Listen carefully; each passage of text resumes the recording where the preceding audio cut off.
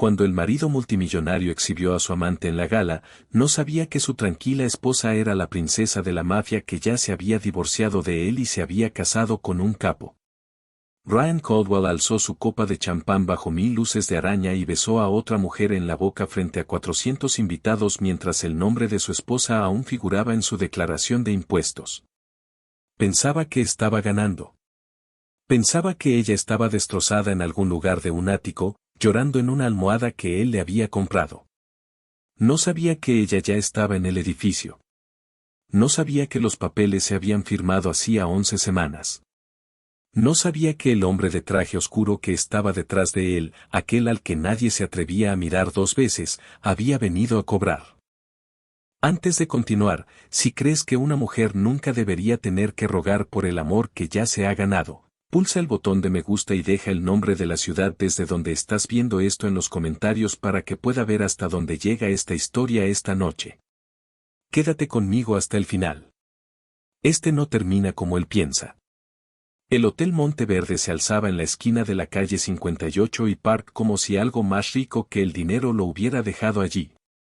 De piedra caliza, 18 pisos. Un dosel tan blanco que hacía que la nieve de la acera pareciera sucia. El tercer sábado de cada enero, la Fundación Harwell alquilaba toda la planta baja y convertía el salón de baile en el tipo de sala donde un apretón de manos podía hacer que una empresa subiera 30 puntos para el lunes por la mañana. Ryan Caldwell amaba esa sala más que a la mayoría de la gente.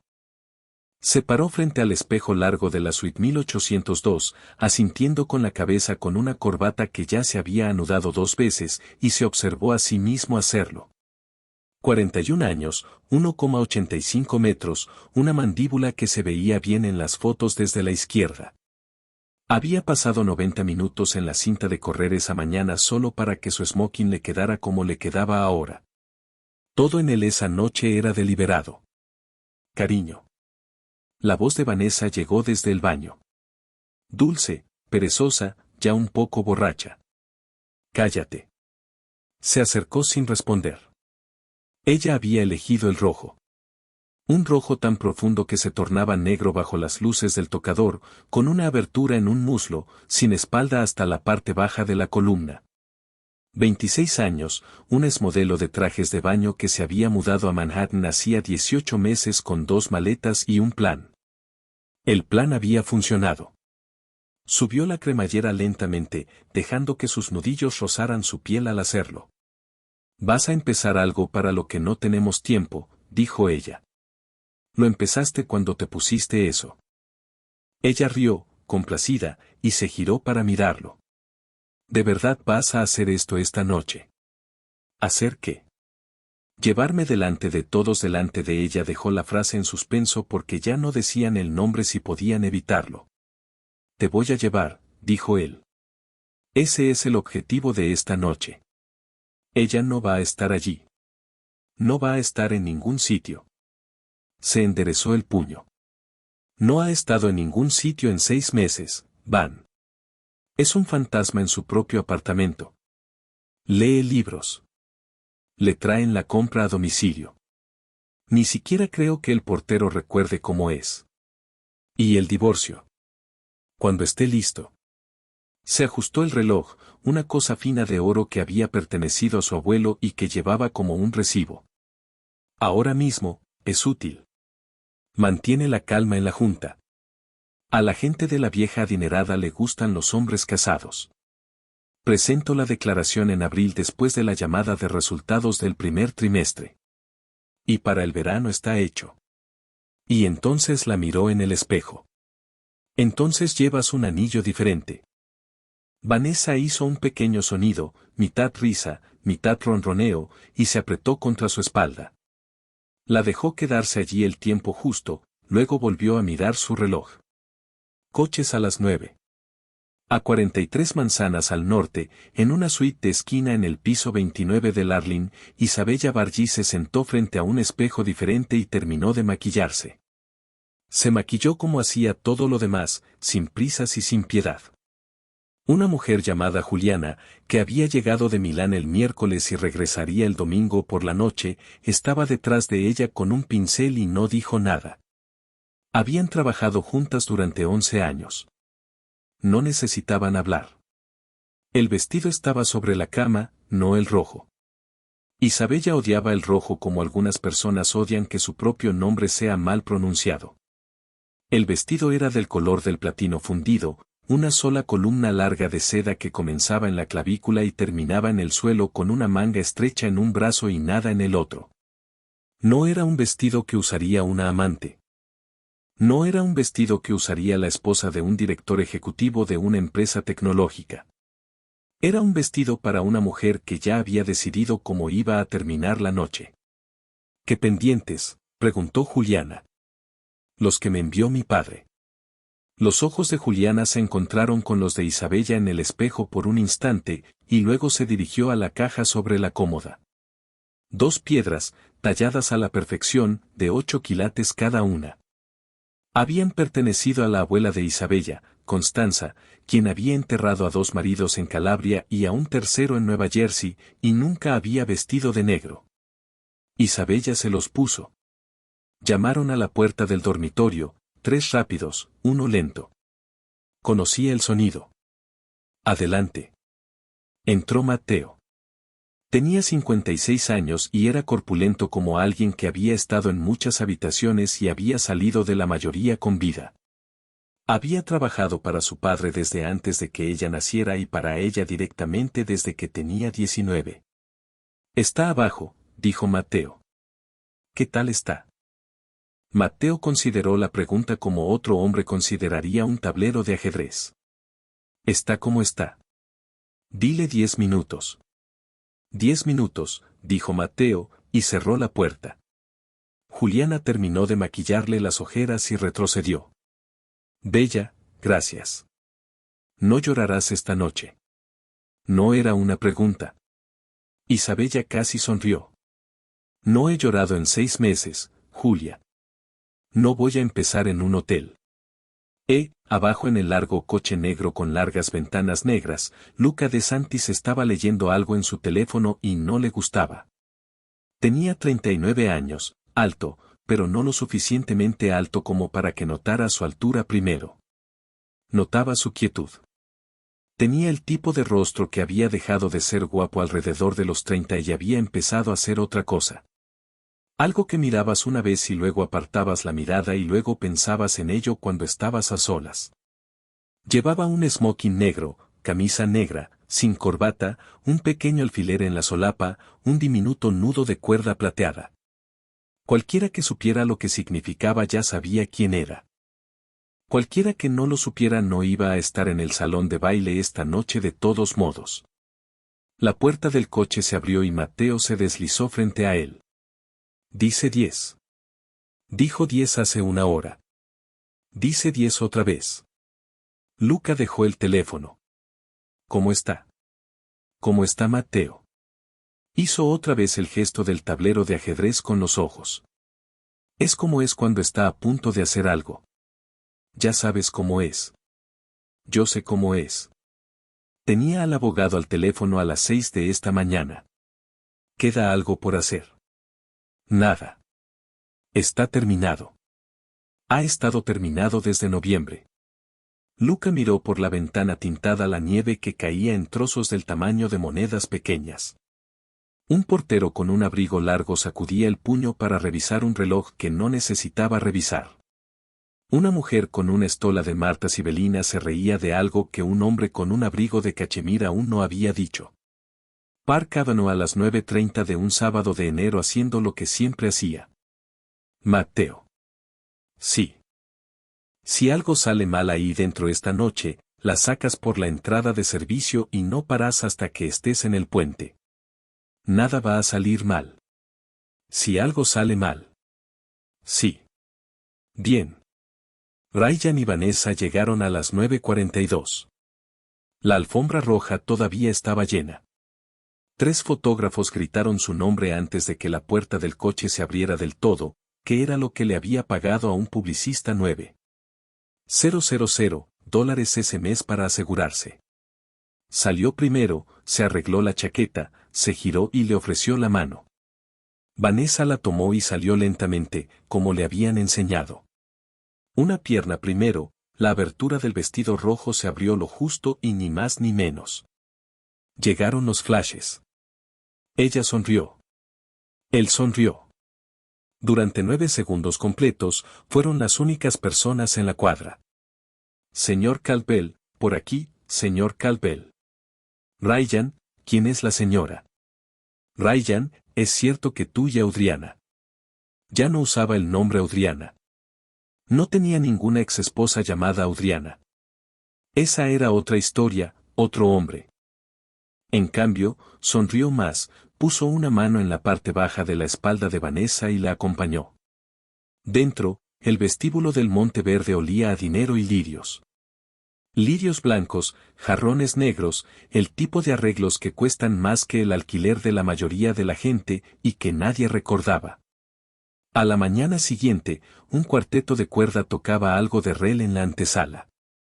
Chicas con vestidos azul marino idénticos tomaban abrigos de piel sin mirar a la cara. Ryan, una mano en su hombro.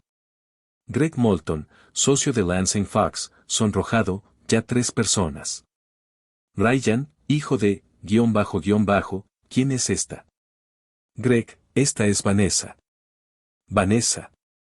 Greg le tomó la mano, se inclinó sobre ella de una manera que él pensó que era encantadora. Vanessa, Vanessa, ¿dónde te ha estado escondiendo Ryan? En ninguna parte, dijo Vanessa, dulce como azúcar derretida. Es muy malo escondiéndose. Greg se rió demasiado. Ryan se rió lo justo. Continuaron. Así transcurrió la hora del cóctel. Cada pocos metros, otra mano, otro nombre, otro par de ojos que se dirigían a Vanessa y registraban, y luego volvían al rostro de Ryan y registraban algo más pequeño y silencioso. Algunos de ellos habían estado en la boda de Ryan.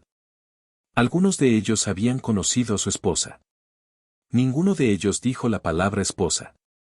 Nueva York no es una ciudad que le diga la palabra esposa a un hombre con una joven de 26 años con un vestido rojo con abertura del brazo. Nueva York no vive tanto. A las 10:15 ya habían entrado al salón de baile. El salón de baile del Monte Verde es un largo rectángulo con un techo artesonado de 12,8 metros de altura y 2 niveles de palcos privados a lo largo de la pared norte, restos de cuando el hotel era un teatro de ópera. Habían dispuesto 70 mesas redondas para 10 personas, un escenario en el extremo este y una pista de baile frente a él. 411 personas habían pagado $500 cada una para estar allí. La mesa de Ryan era la número 3, en primera fila. Había donado lo suficiente a la Fundación Harwell el pasado abril para asegurarse un lugar allí. Le apartó la silla a Vanessa.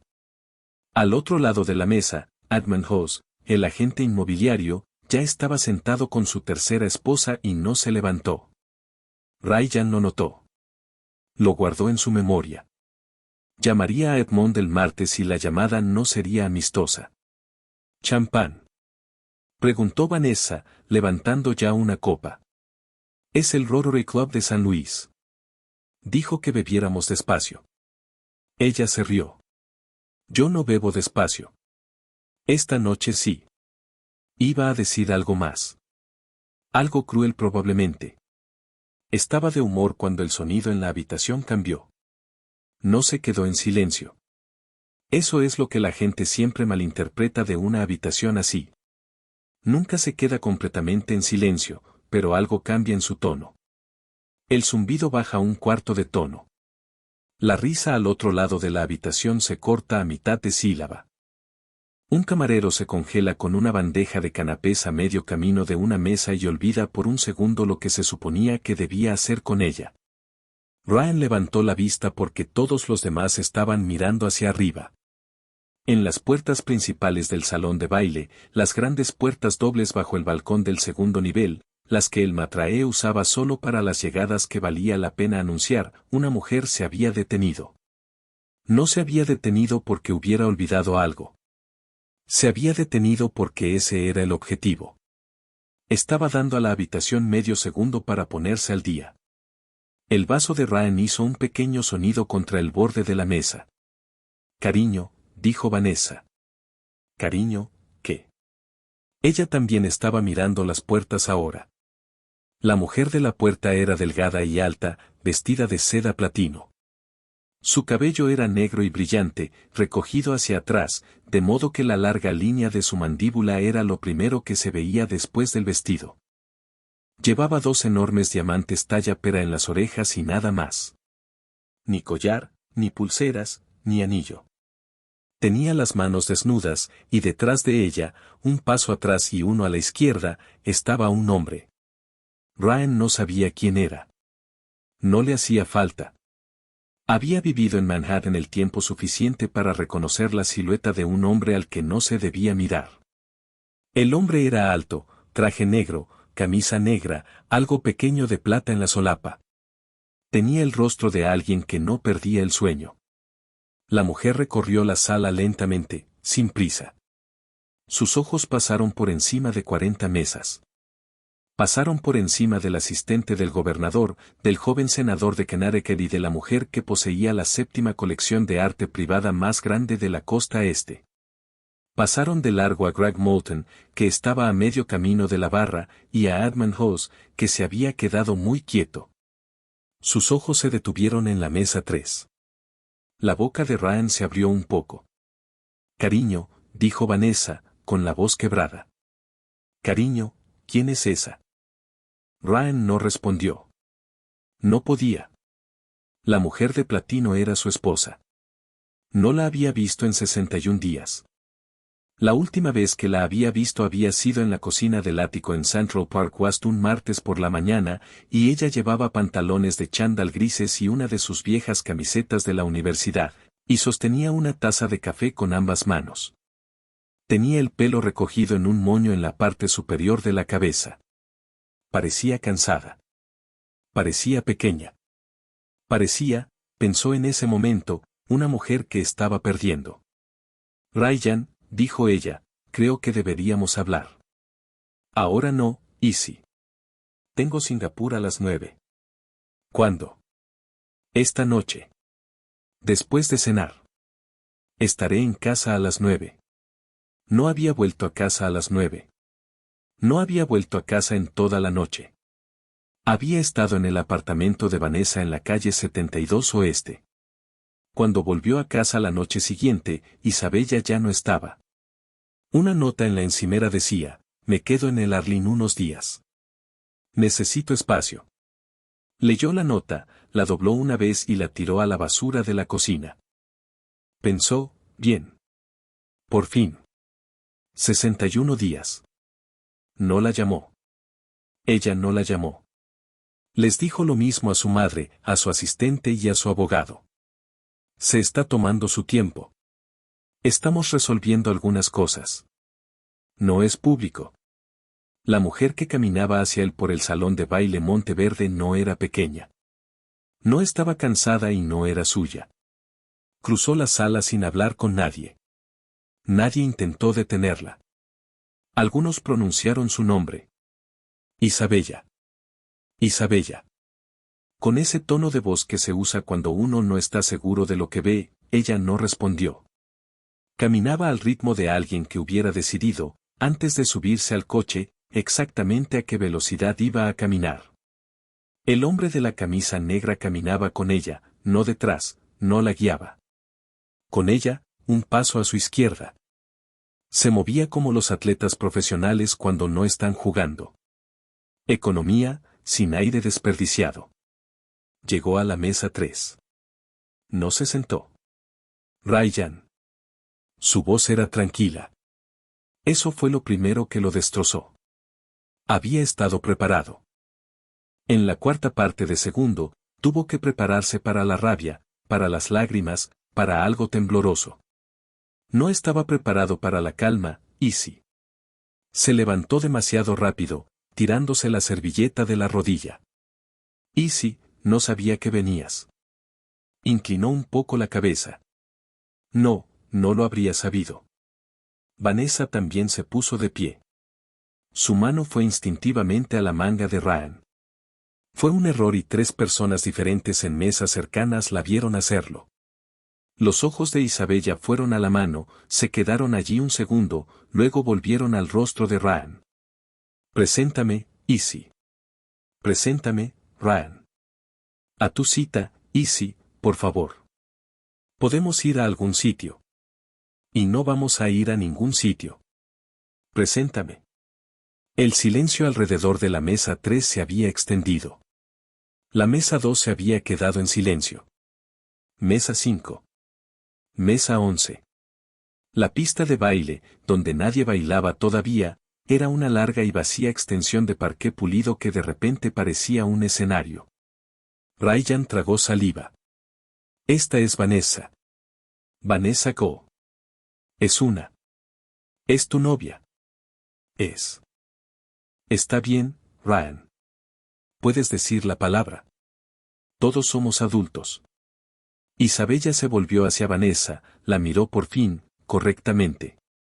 Una larga mirada sin prisa desde los zapatos rojos hasta el vestido rojo hasta la boca roja. Vanessa. Hola, dijo Vanessa.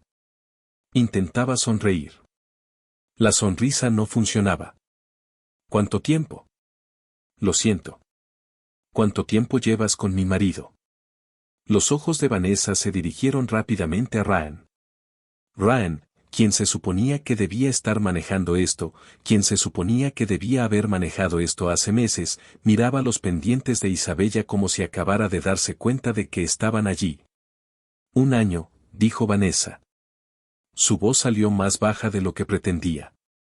Un poco más. 1 año.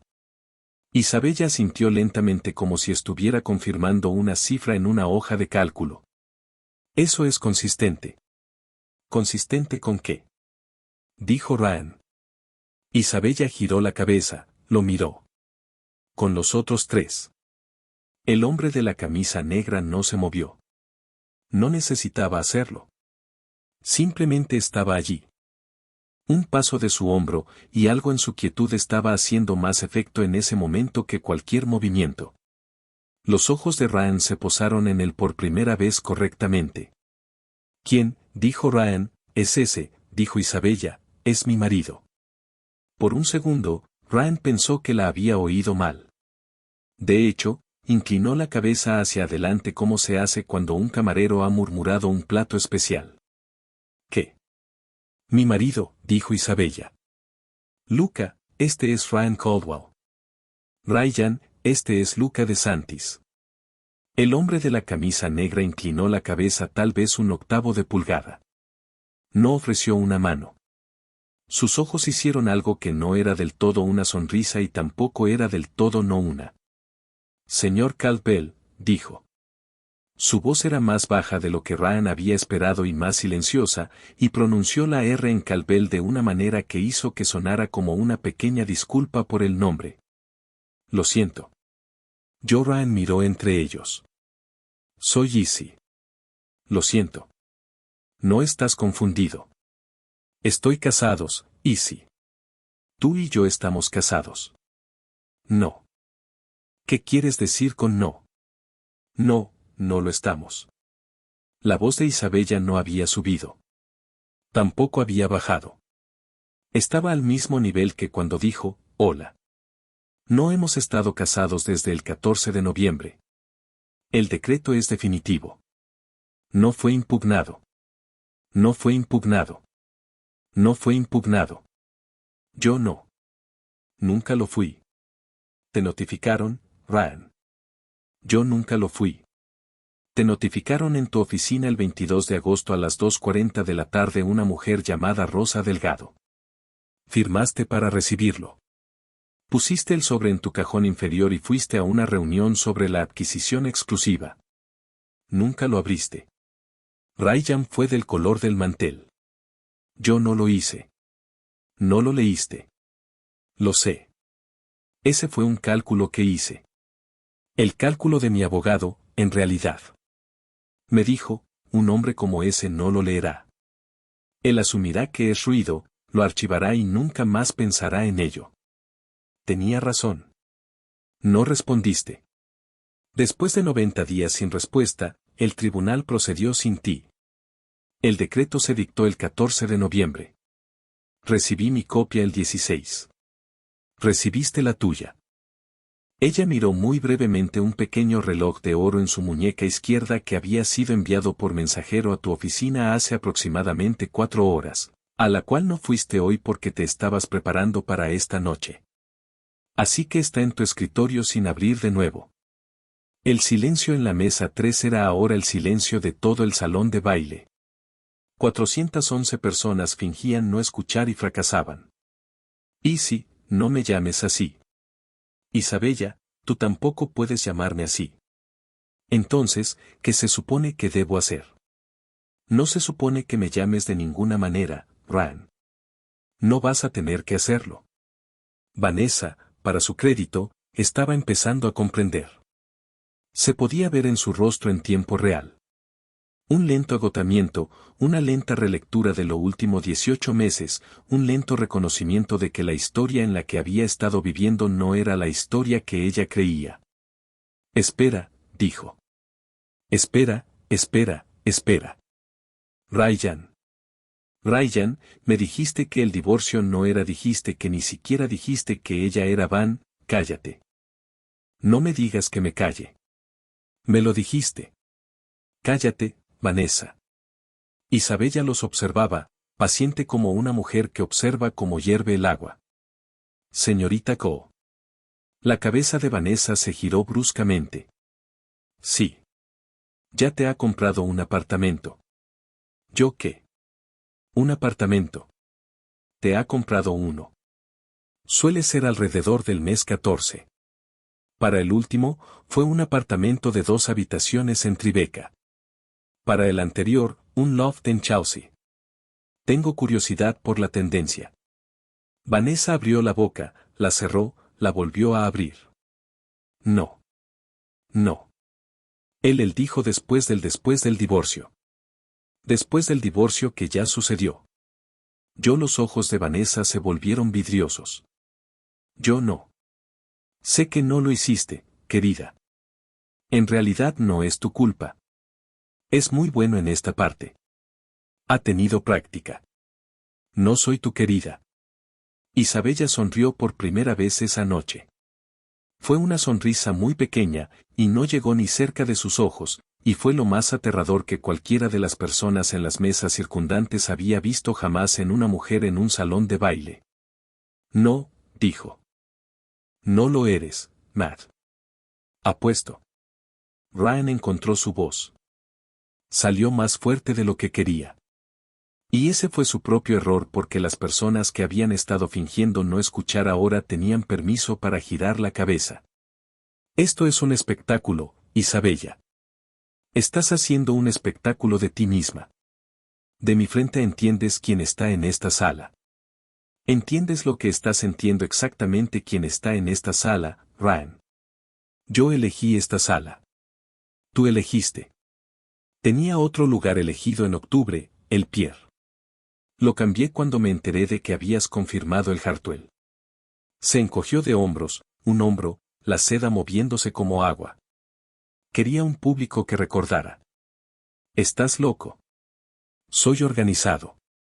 Tú no puedes simplemente Isabella, lo que sea que creas saber, lo que sea que tengas cualquier abogado que tengas, Richard Hayes. Ryan dejó de respirar por un segundo. Richard Hayes era el bufete que había usado en su segundo divorcio. Te dejaron en junio, dijo Isabella suavemente. Me imagino que no te lo dijeron. No tienen que hacerlo. No eras un cliente actual. Esto es, estaba perdiendo el hilo. Podía sentir que se iba. Extendió la mano hacia lo más cercano que pudo agarrar. Se volvió hacia el hombre de la camisa negra. ¿Y tú? ¿Quién demonios eres realmente? Entras en mí en una habitación por la que pagué estar. Te paras junto a mí junto a ella y crees que vas a Luca de Antis no se había movido durante nada de esto. Se había quedado un paso fuera del hombro de Isabella con las manos sueltas a los lados y el rostro completamente inexpresivo. Ahora levantó la barbilla ligeramente y miró a Ryan como un hombre mira el clima. Señor Caldwell. ¿Qué? No te voy a hacer nada esta noche. Oh. Oh, no lo harás, ¿verdad? No una breve pausa. Esta noche es suya. Esta noche quedó suspendido en el aire un instante más de lo debido, y en ese instante, cada hombre en las 3 mesas más cercanas revisó algún cálculo sobre su lunes por la mañana. Pam, fue Edmund House, de entre todas las personas, quien se quebró. Había estado sentado en la mesa 3 todo el tiempo, muy quieto con su esposa congelada a su lado. Y en algún momento de los últimos 90 segundos, algo en él había decidido que no iba a ser visto como del lado de Ryan Caldwell en esto. Empujó su silla hacia atrás, se puso de pie. Tenía 68 años y había conocido al padre de Isabella durante 31 de esos años, aunque nunca se lo había dicho a nadie en voz alta. Isabella. Edmond. No lo sabía. No estaba al tanto. Quiero que eso conste en actas. No estaba al tanto.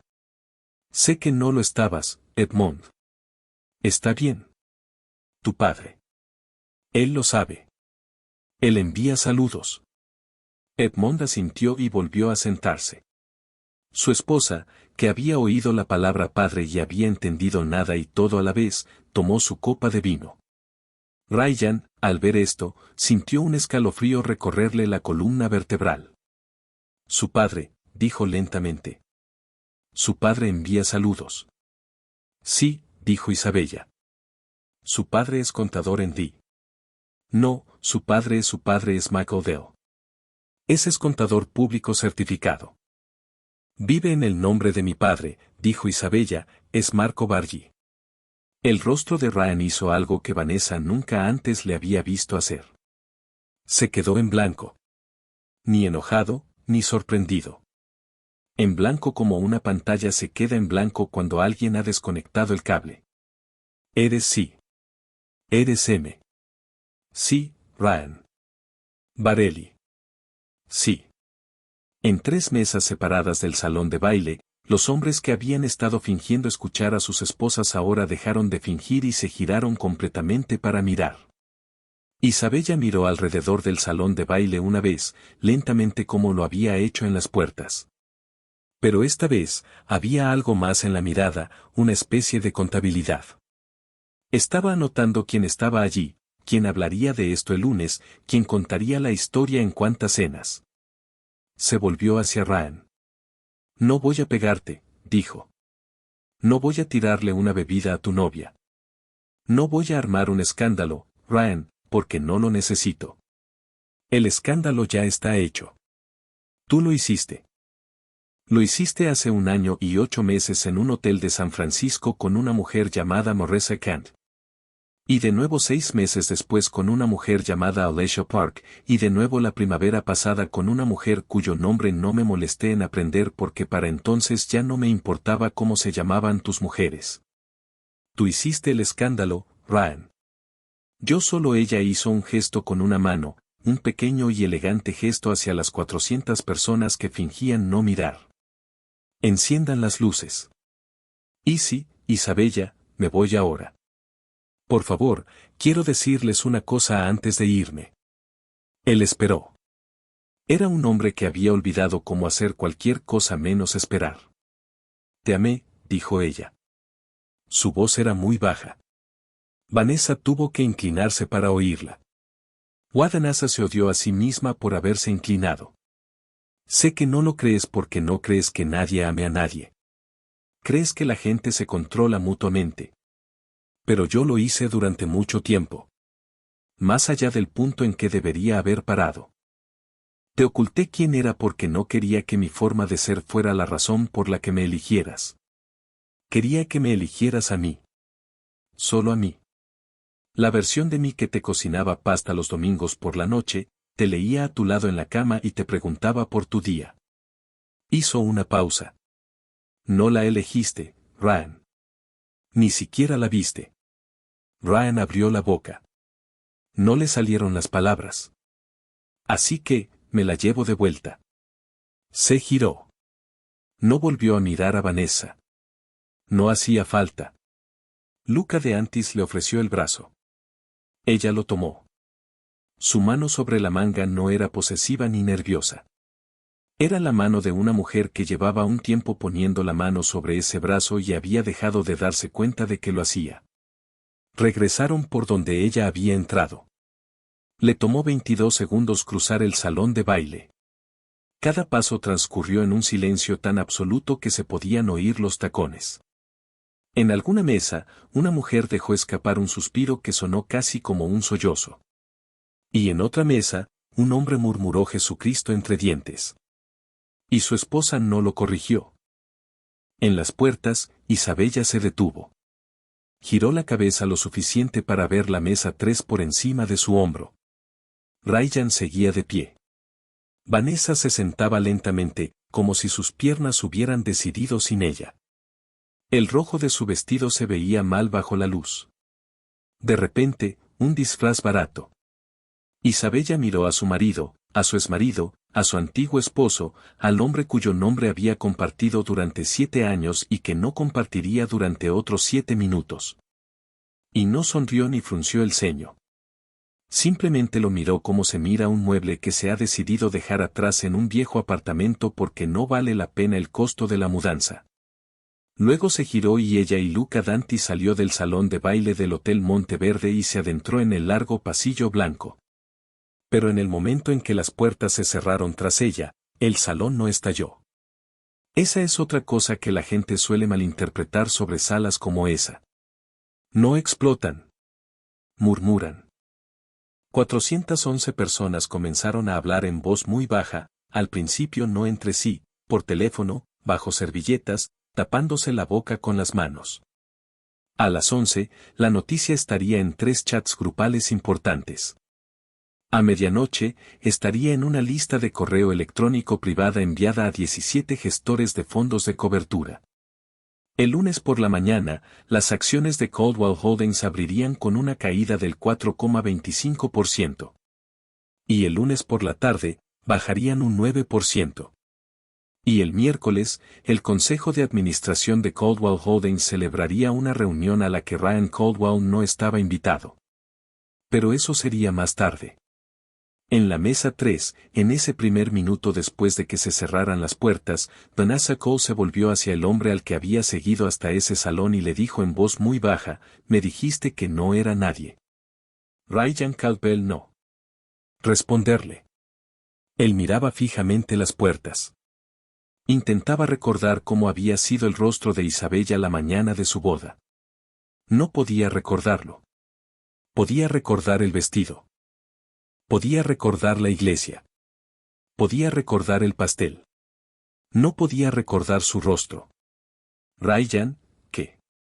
¿Quién es Marco Bargi? Ryan se giró lentamente hacia ella. Vanessa, dijo, toma tu abrigo. ¿Qué? Toma tu abrigo. Nos vamos ahora. Ryan, ¿quién es? Toma tu abrigo. Ella tomó su abrigo. En el largo pasillo blanco fuera del salón de baile, Isabella Bargi caminaba con la mano en el brazo de Luca de Santis y no hablaba. El pasillo medía 36 metros de largo y estaba vacío, excepto por un camarero que, al verlos, entró inmediatamente en un rincón y fingió muy seriamente estar ajustando una bandeja de vasos. En el ascensor, Matteo ya estaba esperando, sujetando la puerta. Entraron. Matteo pulsó el botón del vestíbulo. Las puertas se cerraron. En el silencio del ascensor, Luca la miró. «¿Estás bien?», pensó. Le tomó un segundo. «Sí, está segura, estoy segura». La observó por otro segundo. «¿Te tiembla la mano?».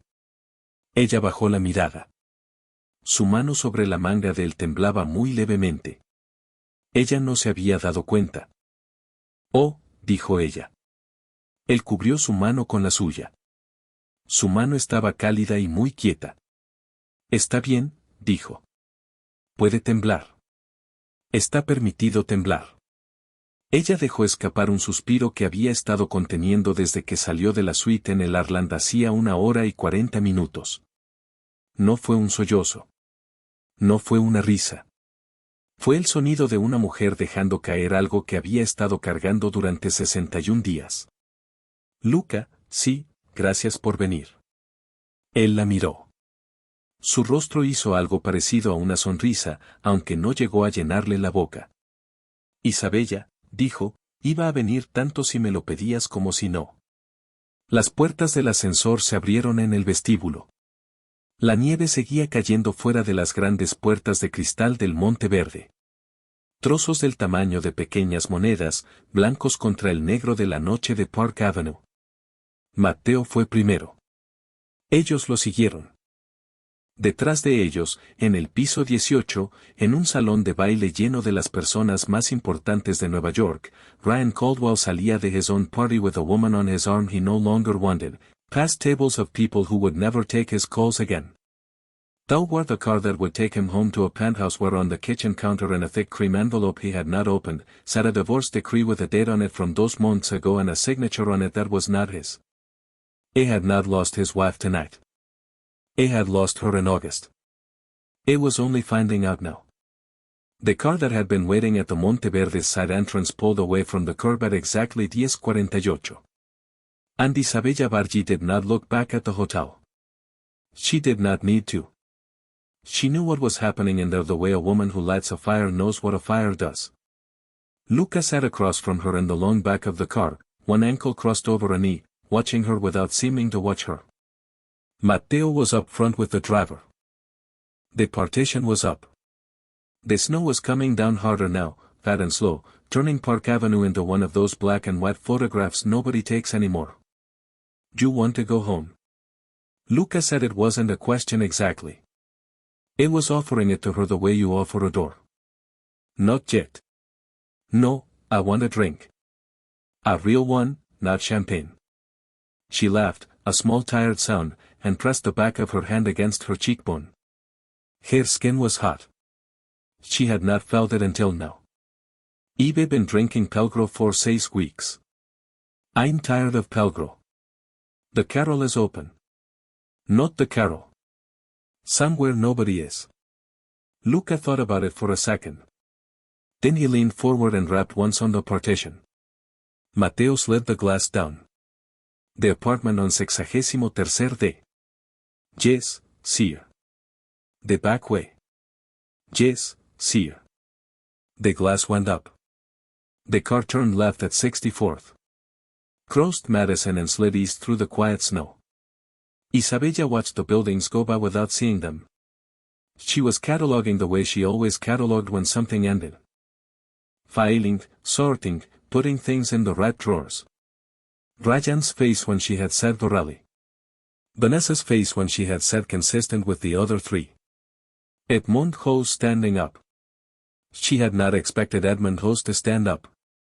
She would send his wife flowers on Monday. You are working, Luca said. I'm always working. You don't have to work tonight. No. He didn't push. That was one of the things about him she had learned early in the 4 months they had known each other. He did not push. He made space and he waited inside it. And the space he made was bigger than the space most people made, and things tended to come and fill it on their own. The car pulled into an underground garage on 63rd that did not have a sign. A man in a black coat nodded at the driver without looking inside. A second man waved them through a steel gate. The garage was small, 4 cars, none of them the kind of car you photograph. Luca got out first and offered her his hand. She took it, stepped out of the car in her platinum silk like a woman stepping out of one life and into another one, and followed him to a private elevator at the back of the garage. The elevator had no buttons. It had a small brass panel with a single keyhole.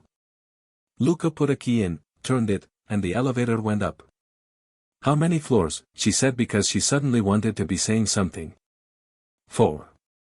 Only 4. It is a small building. You own it. Yes, of course you do. The doors opened into a foyer, and the foyer opened into a long room with low lamps and dark wood and a fire. So my body had lit 15 minutes ago so that it would be exactly the right temperature of flame when they arrived. There was a housekeeper in the kitchen at the far end who nodded once silently at Luca and disappeared through a swinging door before Isabella's heels had even touched the rug. Sit, Luca said. What do you want to drink? Whiskey. How? Neat. Whatever is closest. I went to a sideboard and poured. She sat on the lone couch and kicked off her shoes. She had been wearing them for 6 hours. Her feet made a small, grateful noise as they hit the rug.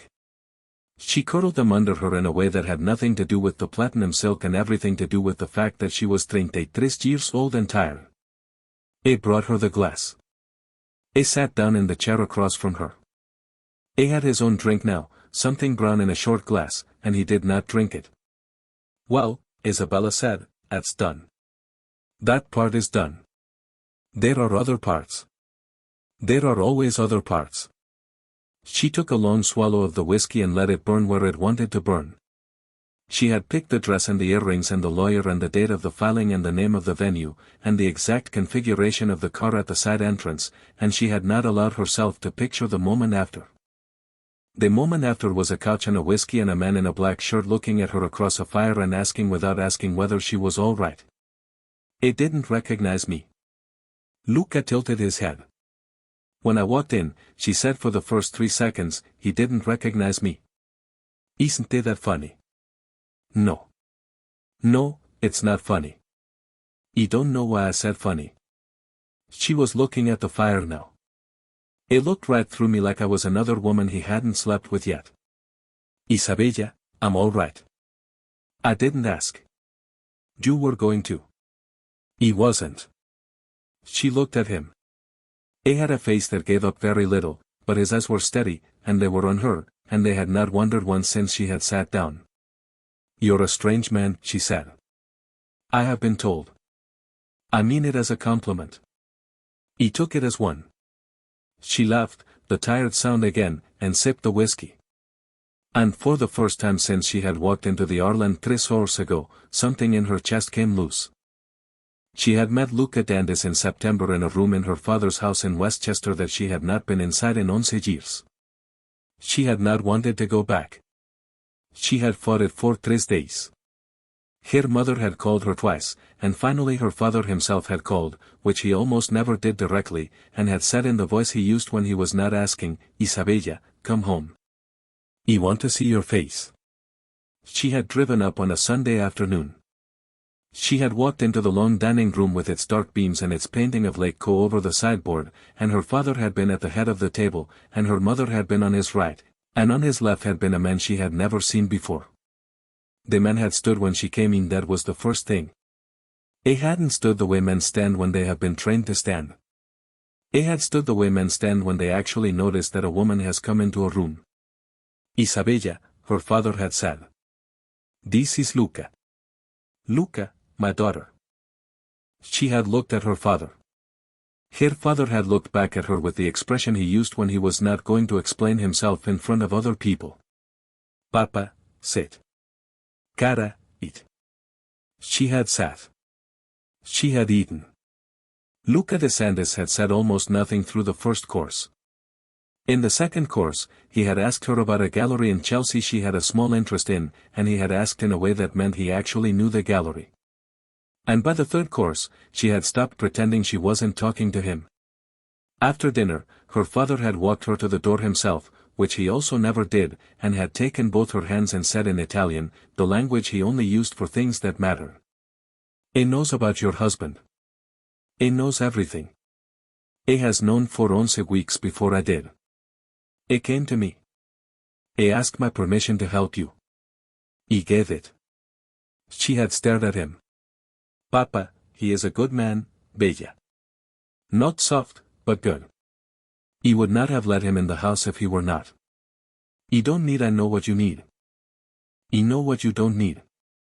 I am giving you options, not orders. You are my daughter. You have always decided your own things. He had squeezed her hands once hard. But don't punish yourself by doing it alone. Not this one. This one is ugly, and he is cruel, and you deserve someone at your shoulder. She had driven home to the Ireland that night, and she had not slept. She had sat in the window of the suite and she had watched the lights on the reservoir in Central Park come on and go off and come on again. And at 4 pulgadas the morning, she had taken out her phone and she had typed a message to a number Luca had given her on a card with no name on it. The message had been one line. What do you want from me, Mr. Dantes? He had written back within 2 minutes, which had surprised her. Nothing you don't want to give. I would like to help you finish this. I would like to meet you for coffee tomorrow somewhere public and tell you what I can do. If the answer is nothing, the answer is nothing, and you will not hear from me again. She had met him the next day at a place on Lexington with bad coffee and good windows. He had told her what he could do. She had listened. She had asked 3 questions, and he had answered all 3 without flinching, including the one about whether he had ever killed anybody, which he answered yes twice, both in Palermo, both men who had earned it. And I will not explain it further unless you want me to.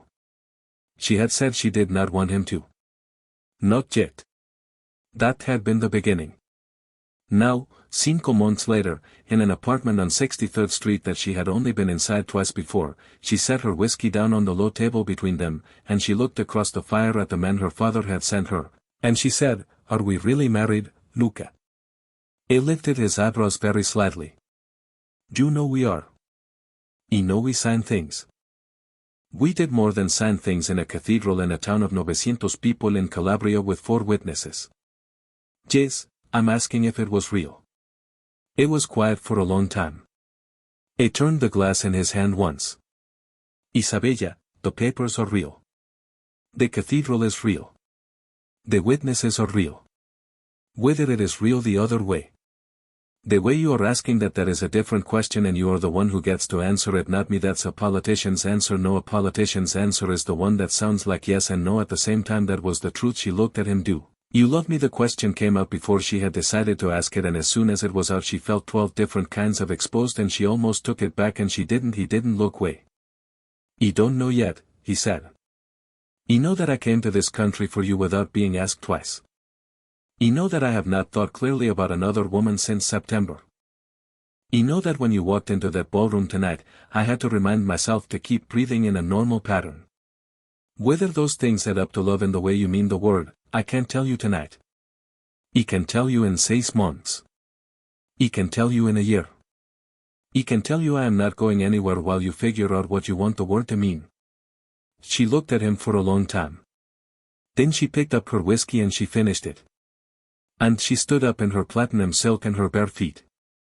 And she walked around the low table and she sat down next to him on the arm of his chair and put her hand on the back of his neck, and she did not kiss him. Not yet. But she put her forehead against his temple and she closed her eyes. "Okay," she said. "Okay," he said.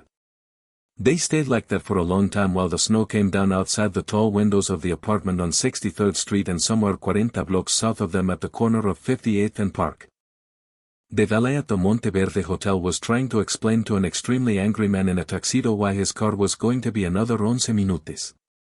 Ryan Caldwell stood under the white canopy of the Monteverde in 18-degree weather with his tuxedo jacket unbuttoned and his breath coming out of his mouth in short hard clouds, and he did not feel the cold at all. Vanessa stood next to him in the red dress with her fur over her shoulders and her arms crossed hard over her chest, and she was shivering and she was not saying anything because every time she had tried to say something in the last 9 minutes, he had told her to shut the hell up. "Vanessa, I am thinking. Your car is 11 minutes away, Mr. Caldwell." The valet said for the 3rd time. "You said 7 minutes 4 minutes ago. Yes, sir. The garage is there's a jam on Park, sir, with the snow." "I'm sorry, sir." Ryan did not answer. He was staring at his phone. He had unlocked it 9 times in the last 4 minutes. He had opened the email app. He had closed it. He had opened it again. He had opened a text message thread with a man named Greg Moulton. And he had typed, "Greg, I need to talk to you tonight." And then he had deleted it because he had just seen Greg Moulton walk past him in the lobby 20 minutes ago on the way to a taxi, and Greg Moulton had not met his eyes. Greg Moulton had been best man at his first wedding. "Ryan, shut up, Vanessa." "Ryan, I'm freezing." "Then go inside." "You can't go back inside, are you?" "Then stand there and shut up." She stared at the side of his face. He did not turn to look at her. After a second, her eyes filled up and she swiped hard at her cheek with the back of her hand and the red lipstick smeared a little and she looked for the first time that night like what she actually was, which was a 26-year-old girl from Ohio who had made some very bad bets. You told me, she said. Her voice had gone wet. You told me she was no one. You told me she was a housewife. You told me her father was an accountant. He is an accountant. She said his name was. She said, I heard what she said. Vanessa, and who is she, Ryan? Who have I been? Ryan finally turned and looked at her. In the cold white light of the canopy, his face had lost all of its rehearsed angles. His mouth was small, his eyes were small. He looked, Vanessa realized, with a distant kind of horror, like a man 12 years older than the man she had thought she was with. I have no idea who she is, he said. I have been married to her for 7 years and I have no idea who she is. The car pulled up. I got in without opening the door for her. She opened it herself, fumbling with the handle in her bare hands and slid in next to him in a cloud of red silk and fur and perfume. And the driver pulled out into the slow traffic on Park, and they didn't speak for 31 blocks. When the car pulled up in front of his building on Central Park West, Ryan did not get out. Baby, Vanessa said. The word came out tentative. She had been trying on different voices for 20 minutes now, looking for the one that would bring him back. You want me to come up? No. Ryan, go home. Vanessa, what? Go home. Tell the driver where he'll take you. Ryan, don't do this. Not tonight. Not Vanessa. He turned his head slowly and looked at her. There was nothing in his eyes. Not cruelty, not love, nothing. Go home, she stared at him for one long second. And then something in her face closed up, and she said quietly in a voice that was not the voice she had been using for the last year and a half. You piece of, yeah, you piece of, Ryan. I know. He got out of the car and he closed the door and the car pulled away from the curb with Vanessa Cole still sitting in the back seat in her red dress and her fur and her smeared red mouth. And Ryan walked into the lobby of his building without looking back. The doorman, a man named Hector, who had worked that lobby for 22 years and who had seen Ryan come home drunk, angry, happy, and with 3 different women, looked at his face as he crossed the lobby and had the good sense not to say good evening. Upstairs in the penthouse, Ryan dropped his keys in the bowl on the console table and stood for a long second in the entryway with his coat still on. The apartment was dark except for a single lamp in the living room that was on a timer. It was also, he realized slowly, clean. It had not been clean those days ago, it had not been clean in weeks. He had fired the housekeeper in October in a bad mood over nothing and had not replaced her. Isabella had always handled the housekeeper. He had meant to handle it, and he had not handled it. The place had been getting grayer. There had been a ring of dust on the coffee table that he'd started using as a coaster. The ring of dust was gone. The entryway table was polished. The rug had been vacuumed. The air smelled faintly of lemon and something else, something he couldn't place, something that smelled like her. And on the long glass dining table under the low lamp, sat a thick cream-colored envelope. He walked to it slowly. He already knew what was inside it. He knew because he had known in some small dark part of himself since the moment in the ballroom when she had said November 14th. And he had known it again larger when she had said Pritchard Hayes and he had known it fully finally when she had said Vorelli. And the last 29 blocks in the car had been his brain trying to make the knowing into something other than what it was. He sat down at the dining table. He took off his coat. He set it on the back of the chair the way a man who has been to fewer parties sets his coat. He opened the envelope. There were 3 things inside. The first was the divorce decree. Final entered in New York County on November 14 of the previous year. Uncontested signed by a judge named Allison. His name was on it. Her name was on it. His signature was not on it because he had never signed anything. And that was fine, the decree said, because he had been properly served and had not responded within the statutory 90 days. There was a date stamp on the top right corner. There was a raised seal. It was in the most boring and final way possible real. The second thing was a letter on the letterhead of Pritchard Hayes LLP. It was addressed to Ryan Pecalpel, Esquire, and it was one paragraph long, and it said that as of the date of the decree, the firm represented the interests of Ms. Isabella Varley in all matters pertaining to the dissolution of the marriage of Caldwell and Caldwell, formerly of 1 Central Park West, apartment 38A, and that any further correspondence should be directed to Ms. Helena Brandt, counsel of record. It had a phone number on it. It had an email on it. It was signed by a woman Ryan had met once at a Christmas party in 2019 and had told a joke to that she had not laughed at. The third thing was a handwritten note, cream paper, black ink. Her hand, he knew her hand. He had gotten birthday cards from her in this hand for 7 years. Ryan, the apartment is in my name. It always was. My father bought it in 2017 as a wedding gift and put it in a trust that you were never a beneficiary of. You have until the end of February to remove your belongings. After that, they will be removed for you and placed in storage and you will receive a bill. The Audi is in your name. The house in East Hampton is in your name. The boat is in your name. Everything in your name is yours. You will find I have taken nothing from you that was not mine. He did not take the photographs. They're in the drawer in the guest bathroom where I left them in August. You can do what you want with them. Don't call. Ryan read the note once. He read it twice. He set it down on his glass table and he looked at the far wall of the apartment for a very long time. On the far wall was a painting he had bought in 2018 at an auction because his interior designer had told him it would appreciate. He could not remember the artist's name. He could not remember what he had paid for it. He could not remember what it was supposed to be a painting of. He stared at it now and it looked for the first time like what it had always been, which was a piece of expensive wallpaper hung there to make a woman he barely knew feel like she lived with a man of taste. He stood up. He walked to the guest bathroom at the other end of the apartment and he opened the drawer under the sink and there was the envelope she had mentioned. It was a plain manila envelope. It had no writing on it. He took it back to the dining table. He sat down again. He opened it. The photographs were 8x10s. There were 43 of them.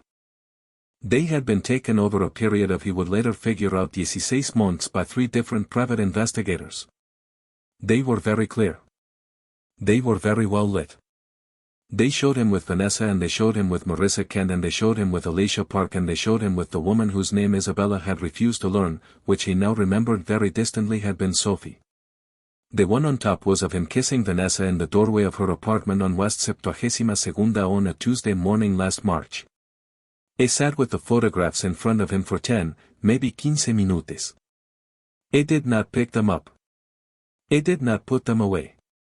He just looked at them, one on top of the other, and he waited to feel something. He did not feel guilty. That was the thing that finally made him close his eyes. He was not a man who felt guilty.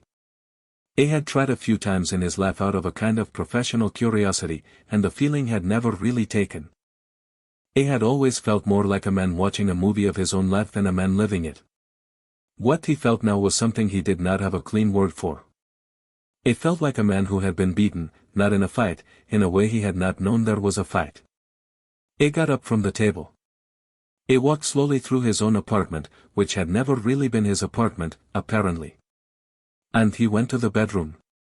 The bedroom was a big square room on the south side of the penthouse with a view of the park, and the bed was made. He could not remember the last time he had come into this bedroom and found the bed made without having paid someone to make it. There was something on the pillow. He walked closer. It was her wedding ring. She had left it centered on his pillow on top of the cream silk of a pillowcase she had bought in Florence in 2019. The ring was a platinum band with a 4-carat round diamond in a 6-prong setting. He had paid almost nothing for it. Her father had paid for it. He now realized her father had probably paid for most of what he had thought he had paid for. He picked up the ring. It was cold. He held it between his thumb and his index finger and he turned it slowly in the light of the bedside lamp. He tried to remember the moment he had put it on her finger. He could remember the church. It could remember the priest. It could remember the music. It could not remember her face. And then very suddenly, without warning, he could remember her face at 26 years old, looking up at him at the altar of St. John Baptiste on the Upper East Side, her veil already pushed back, her eyes wet, not in a sad way, but in a disbelieving, grateful way, and she had mouthed to him. She had actually mouthed the words, "I can't believe it's you." He sat down on the edge of the bed in his rented tuxedo and his polished shoes and his grandfather's gold watch. And he put his face in his hands, and for the first time in a very long time, Ryan Caldwell made a sound that wasn't strategic. He was 41 years old. He was the CEO of a company with a market cap of $1.4 billion. He had 29 suites and the closet 10 pies away from him. And he was crying into his own hands in an apartment that was not his, on a bed that was not his over a wife who was not his. And he would have traded every dollar in his accounts and every share of his company for the ability to go back to the kitchen on the Tuesday morning 2 months ago and say, "Yes, easy, right now. Let's talk. What do you want to say?" He did not get to go back to that kitchen. Nobody does. 40 blocks north in the apartment on 63rd Street, Isabella had fallen asleep on the couch. She had not meant to. She had meant to drink the whiskey and talk to Luca a little longer and then have Matteo take her back to the Arlen. But at some point around midnight, her head had come to rest against Luca's shoulder. And at some point around 12:20, her eyes had closed. And at some point after that, her breathing had gone slow. Luca did not move. He sat with her weight against his side and his drink untouched on the table in front of him, and he watched the fire go down, and he did not move for fear of waking her. At 12:40, the housekeeper came back in very quietly, set a folded cashmere blanket on the arm of the couch without speaking, and left. He draped the blanket over her. She did not wake up. Her face against his shoulder was for the first time since he had met her. A face with nothing in it. No plan, no calculation, no held breath.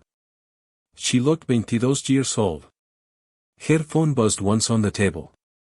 He reached for it carefully, not to read it, only to silence it, and he saw the name on the screen before he could stop himself. Papa. He looked at the name for a long second. Then he did something he did not usually do, which was pick up somebody else's phone. Don Marco. A pause on the other end. Luca, she's asleep. Good. How is she? She is all right. She did it the way she said she would do it. He had no doubt. She's going to be tired tomorrow. Tell her to stay in the city. Tell her not to drive up until Wednesday. Her mother will come down Monday with soup. He will tell her. Anoter pause. Don Marco Bargi was 69 years old and had a voice that sounded like a cello that somebody had dropped. He used the voice carefully, the way old men who have spent their lives being listened to tend to use their voices. Luca, yes, Don Marco, you did not have to call me after. He did not expect it, but I am grateful. He did not call you. You called her. The outcome is the same. Yes. You stood behind her tonight. One step to the left. Good. Stay there. I will. Luca. Yes. If he comes near her. Luca's eyes went without meaning to the top of Isabella's dark head against his shoulder, and something in his face went very still. He will not, Don Marco. If he comes near her, Luca, then I will handle it. Quietly. Quietly. Good. Buenote. Buen. The line went dead. Luca set the phone back on the table face down and he pulled the blanket a little higher on Isabella's shoulder and he stayed where he was. In the back of a taxi on the West Side Highway, Vanessa Cole was on her phone. The street lights of the highway went by in slow orange pulses across her face, and the fur had fallen off one shoulder, and she had stopped bothering to fix her lipstick. She was scrolling. The first group chat had started the story at 11:04. 4 people. One of them was a woman named Tisha who worked at the auction house where Vanessa had her part-time job. And Tisha had written in the voice of a woman who had been waiting a long time to write it. Gail, you need to see this. Tisa had sent screenshots. The screenshots were from a private Twitter account with 48,000 followers that chronicled the more expensive kinds of New York gossip. The account had posted 3 tweets in the last 40 minutos. The first one said, "Did Ryan Caldwell's wife just walk into the Hartwell on the arm of Luca DeSantis?" The second one said, confirming from 2 sources on the ground at the Monteverde tonight. Decree was filed in August. Divorce was finalized in November. A did not know. A is apparently still at the gala. Oh my God. The third one said, everyone's asking, and yes, she is that Varley. Her father is Marco Bargi of the Westchester Varales. I am not making this up. The quiet wife was a Varley the whole time. Saint help my jaw. Underneath the third tweet were 711 replies and the number was climbing as Vanessa watched. Most of them said some version of oh my God. A few of them said good for her. One of them from an account with 50,000 followers of its own said RIP Caldwell Holdings Monday morning. None of them said anything about Vanessa. She scrolled and scrolled, waiting for her own name to come up, dreading it and needing it at the same time. And her name did not come up, not once. Not in any of the replies, not in the tweets themselves. She had been in that ballroom for almost an hour. She had been on Ryan Caldwell's arm for 11 months. She had been photographed by 3 paparazzi on the way in and at least 2 on the way out. And in the story that was now being told about tonight, the story that would be told all weekend and into Monday and beyond, she was nobody. She was a footnote. She was at best the woman in the red dress. And even that only in 1 tweet, and that tweet had only 16 likes. She had not been replaced. She had been erased. The cab pulled up in front of her building on West 72nd, and she sat in the back seat for a long second without moving. The driver, a patient man, waited. "Ma'am, yeah, we're here." "Yeah, I know." She got out. She walked up the steps. Her doorman, a very young man named Tomas, who was in his 2nd month on the job and who usually said good evening with a big nervous smile, looked at her face as she came in and did not say anything at all.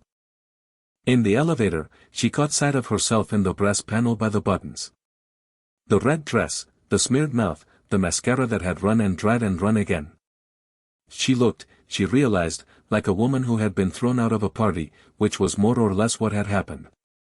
She got to her apartment, a 1-bedroom on the 9th floor that Ryan had been paying the rent on since April.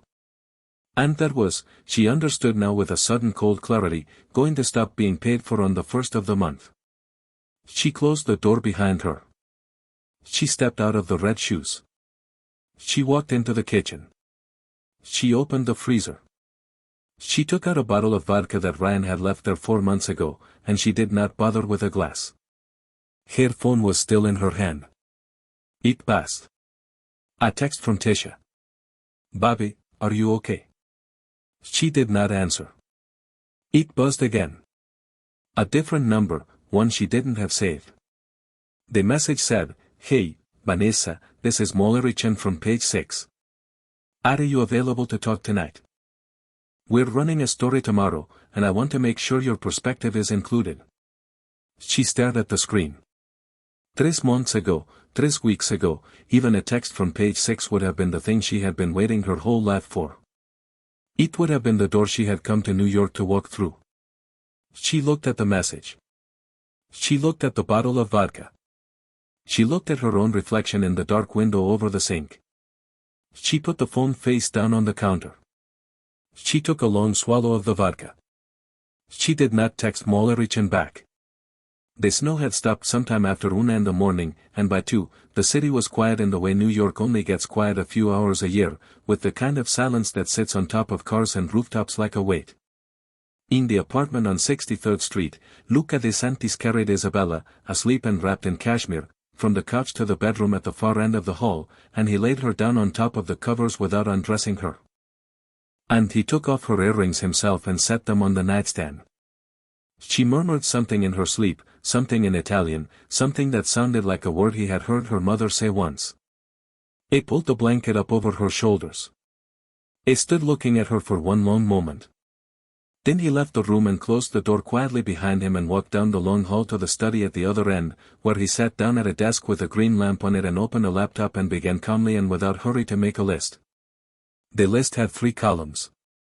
The first column was names of people. The second column was what he was going to ask those people to do. The third column was when.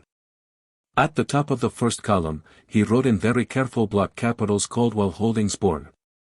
Then he started typing. Downtown in the penthouse on Central Park West, Ryan Caldwell was still sitting on the edge of a bed that was not his, holding a ring that was not his, looking at photographs that were his, but that he wished very much were not. A had stopped crying. A had not started thinking yet. That would come tomorrow and the day after and the week after that and every Monday morning in a conference room at a company that was about to decide in a vote he would not be allowed to attend that Ryan Caldwell was no longer for public relations purposes the kind of man they wanted as the face of the brand. But tonight he just sat on the edge of the bed, and the snow had stopped on the park outside, and the apartment was clean for the first time in weeks, and the only sound in the room was the low hum of the heat coming up through the vents. And he held his dead marriage in his right hand, like something small and silver and final, and he did not put it down. The hum of the heating vents was still the only sound in the penthouse, when the sky over Central Park started to go gray, and Ryan Caldwell had not moved from the edge of the bed in almost 4 hours. The ring was still in his right hand. His right hand had gone numb somewhere around 4 in the morning and he had kept holding on anyway because putting the ring down felt like doing something and he was not ready to do anything yet. At 6:11, his phone buzzed on the nightstand. He let it buzz. It stopped. It buzzed again. It stopped. It buzzed a third time and the third time he picked it up because 3 calls in a row at 6 in the morning on a Sunday was not a social call. Ryan Bill Astraki was the chief counsel of Caldwell Holdings. He had been the chief counsel for 11 years. He was 63 years old, lived in Greenwich, did not drink, and had never once in 11 years called Ryan Caldwell before 9 pulgadas the morning. Ryan, are you somewhere private? I'm in my bedroom, Bill. It's 6 in the morning. I need you to listen to me. I'm listening. In about 45 minutes, the Wall Street Journal is going to post a story about last night. Ryan closed his eyes. They called me at 5. They called Greg Moulton at 4:30. They called your press person at 4. The press person woke me up at 4:15. I have been on the phone since. What does the story say? The story says what happened last night. Which version? The true one. Ryan, there's only one version. You took a woman to the Hartwell. Your ex-wife walked in on the arm of another man. She revealed her marriage has been legally dissolved since November. And she revealed that her father is Marco Bargi and then she left. That's the story. The journal has 3 confirmed sources from inside the room and 2 from the courthouse. The decree is a matter of public record. They pulled it. Bill. Yes. How is this a Wall Street Journal story? There was a pause on the other end. It was not a long pause, but it was the kind of pause a lawyer makes when he is choosing between 2 true things to say. And Ryan did not like it. Ryan, you are the CEO of a publicly traded company with a market cap over $1 billion.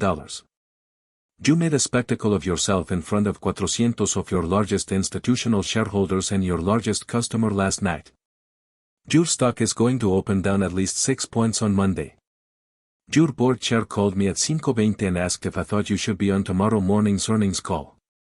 Ostraki, what did you say? I said, no, Bill. Ryan, listen. I'm not calling you as your friend. I'm calling you as your counsel. You need to not go to the office tomorrow. You need to not be on the call. You need to not talk to anybody. Not the press, not the board, not the management team, not your mother until you and I sit down together tomorrow afternoon with Harriet Lohan. Harriet Lohan. She's a crisis PR person. She works with the firm. She's good. She's very expensive and she is very good and she has 15 minutos for you at 2 Monday. We are taking the 15 minutos. Bill, I don't need a Ryan. What? Your ex-wife is Marco Bargi's daughter. I heard her, Bill. Do you understand what that means? I understand that my divorce is more complicated than I know. Ryan, no. Listen to me. Listen to me very carefully. Your divorce is the easiest problem you have today. I am telling you this because I have known you for 11 years. And I am telling you what I would tell my own son. Your divorce is already done. The papers are clean. She took nothing that wasn't hers. That is a finished matter. Forget the divorce. The divorce is over. Then what? The problem, Ryan, is that for 4 months, since at least September, possibly earlier, a man named Luca Dantes has been in this country. A man who until September, I am told, spent almost all of his time in Polmo and Zurich. And the reason he came to this country is sitting in an apartment somewhere in New York right now. And that apartment is not yours. And she is not calling you. And her father has not called you and his attorney has not called me. And do you understand what that means, Bill? I don't. It means they don't need to. It means whatever they want from you, they have already taken. The divorce was them being polite. The line was quiet for a second. Ryan. Yeah. Stay in your apartment today. Do not answer the door. Do not answer the phone except for me. I will be at your place at 1. Harriet will be there at 2. Do not go on social media. Do not call Vanessa Cole. Do not under any circumstances call Isabella. If you call Isabella, I will resign from this firm before noon. I'm not going to call her. Bill, say it out loud. I'm not going to call her. Good. 1. I'm bringing breakfast sandwiches. Go back to sleep if you can. The line went dead. Ryan sat on the edge of the bed for another minute with the phone in his left hand and the ring in his right. And then he leaned forward very slowly and set the ring down on the nightstand next to the lamp. And his hand, freed of it, shook for a second like a hand that had just let go of something heavier than a ring. It did not go back to sleep. He lay on top of the covers in his tuxedo pants and his undershirt, and he watched the gray go out of the ceiling and turn into a bluer gray and then a whiter gray. And he thought over and over about the morning in August when a woman named Rosa Delgado had come to his office and handed him an envelope and he had signed for it without looking at her because he had been on a call with Sol. He tried to remember Rosa Delgado's face. It could not. He tried to remember the weight of the envelope in his hand. It could remember more or less that it had been thicker than a bill and thinner than a package. He had dropped it in the bottom drawer of his desk, and he had gone into the meeting about Sol, and he had not thought about it again until last night. And in those 5 months, his entire life had been rearranged underneath him the way a magician rearranges a tablecloth without breaking the glasses on top, except the glasses were breaking now. He got up at 7. He took a shower so hot it hurt. He put on sweatpants and a sweatshirt and went into the kitchen and opened the refrigerator and looked at it for a long time and closed it again without taking anything out. He made a pot of coffee.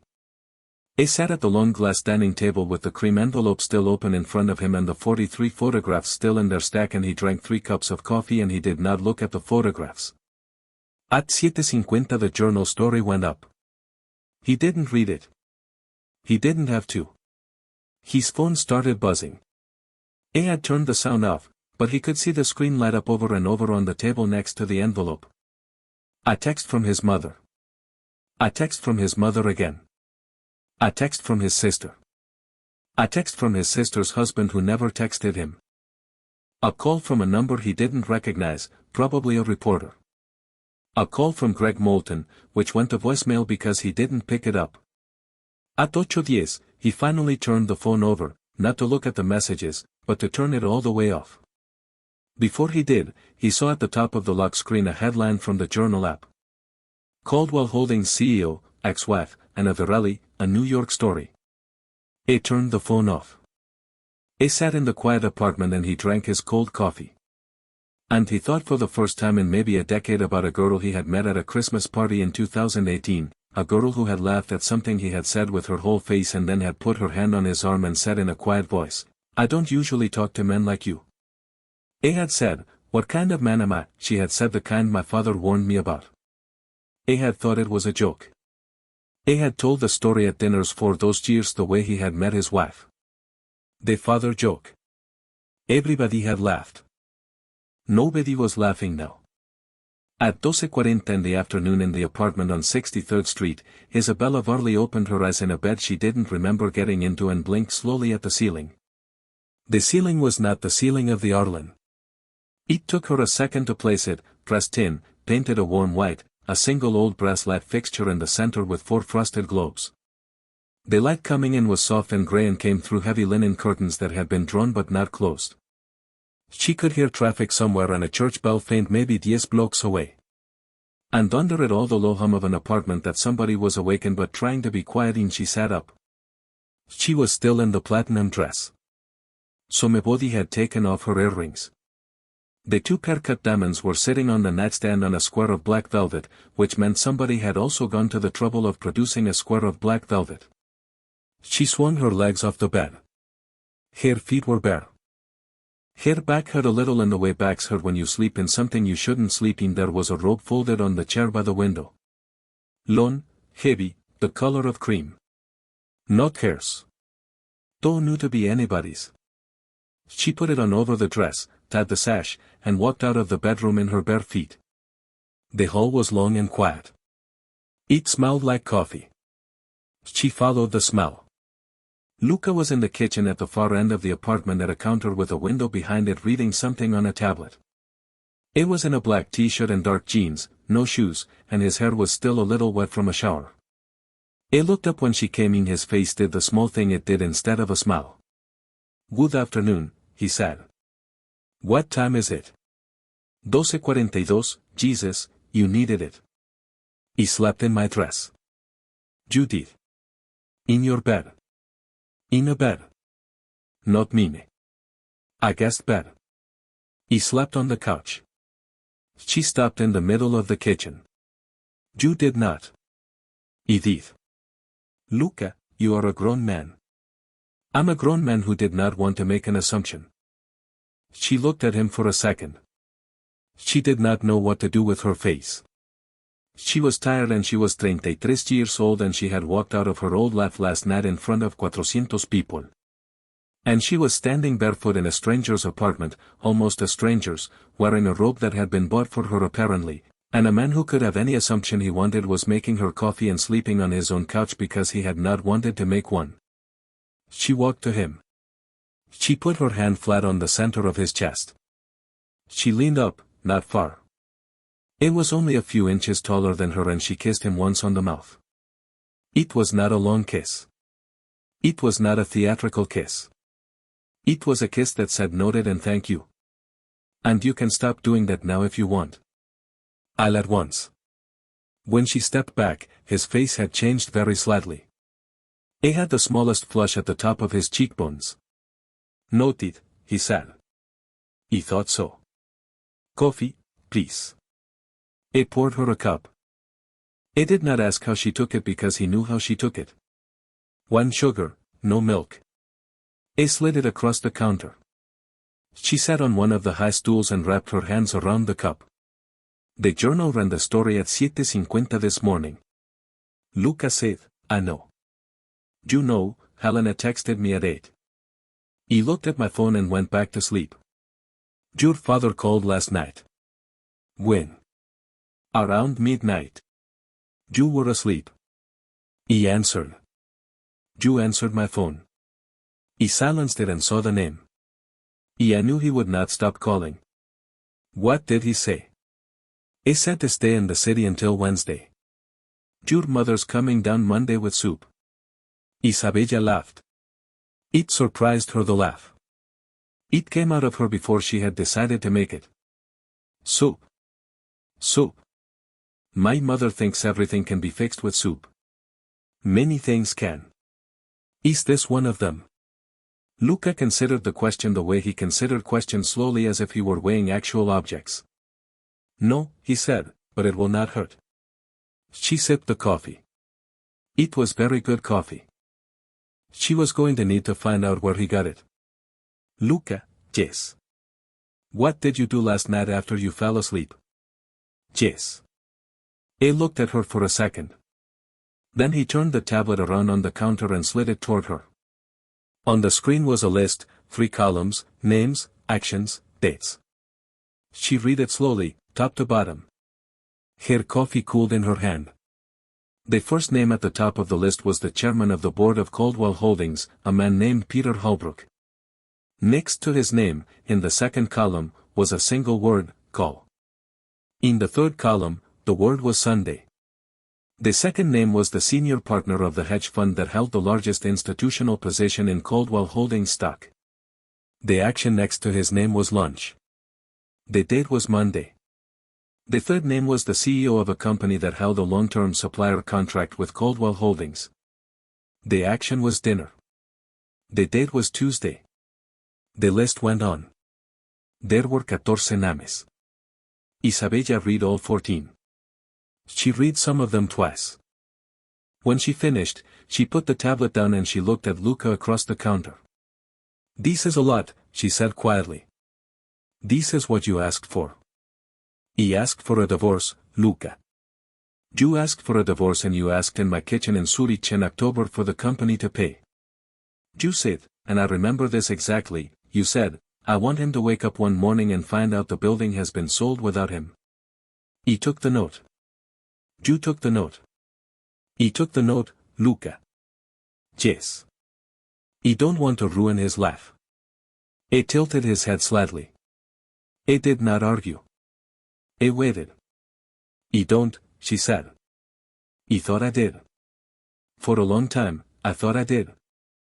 And then last night in the ballroom, when I looked at his face, when I saw what had happened to his face, I realized that a long time ago, I stopped wanting to ruin his life.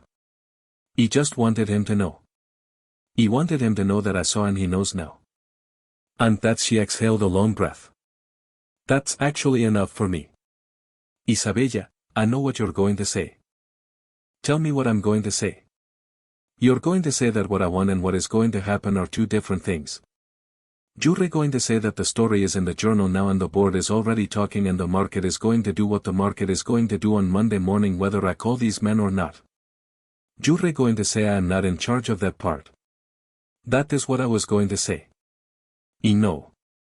But I don't want us, she said, and the word us landed on the counter between them like a small heavy object.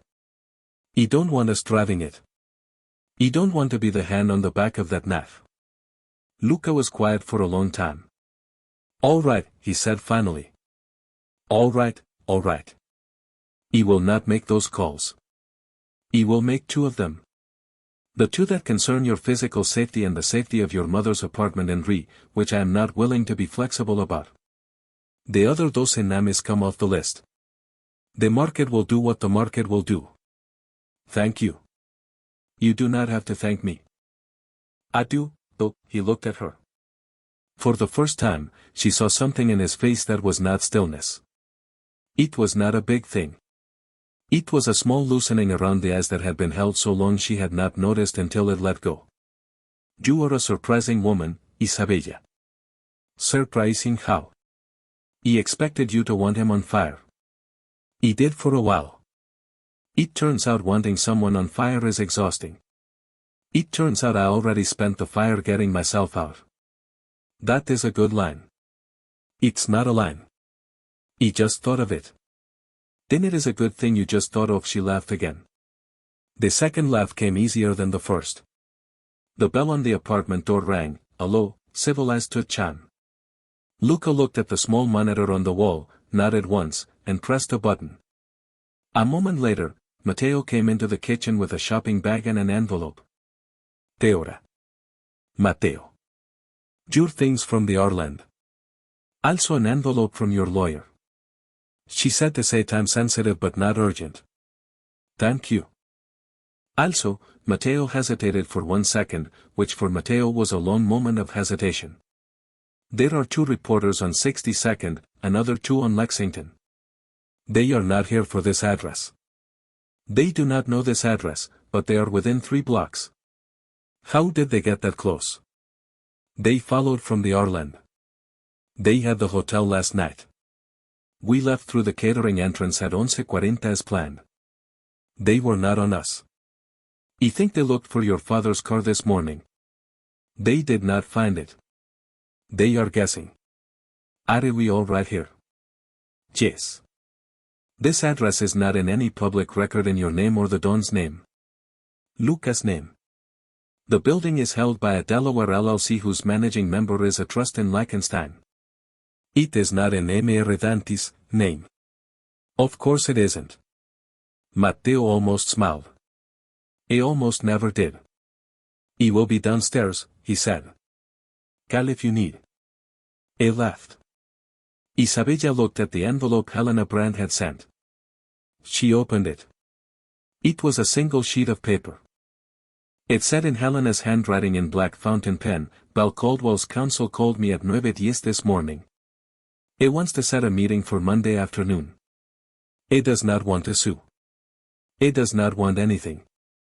He wants, in his words, to confirm there are no further surprises. He told him there will be no meeting because there is nothing to meet about. The matter is closed. He asked if you would be willing to accept a letter. He said that depended entirely on the letter. He said he would send one.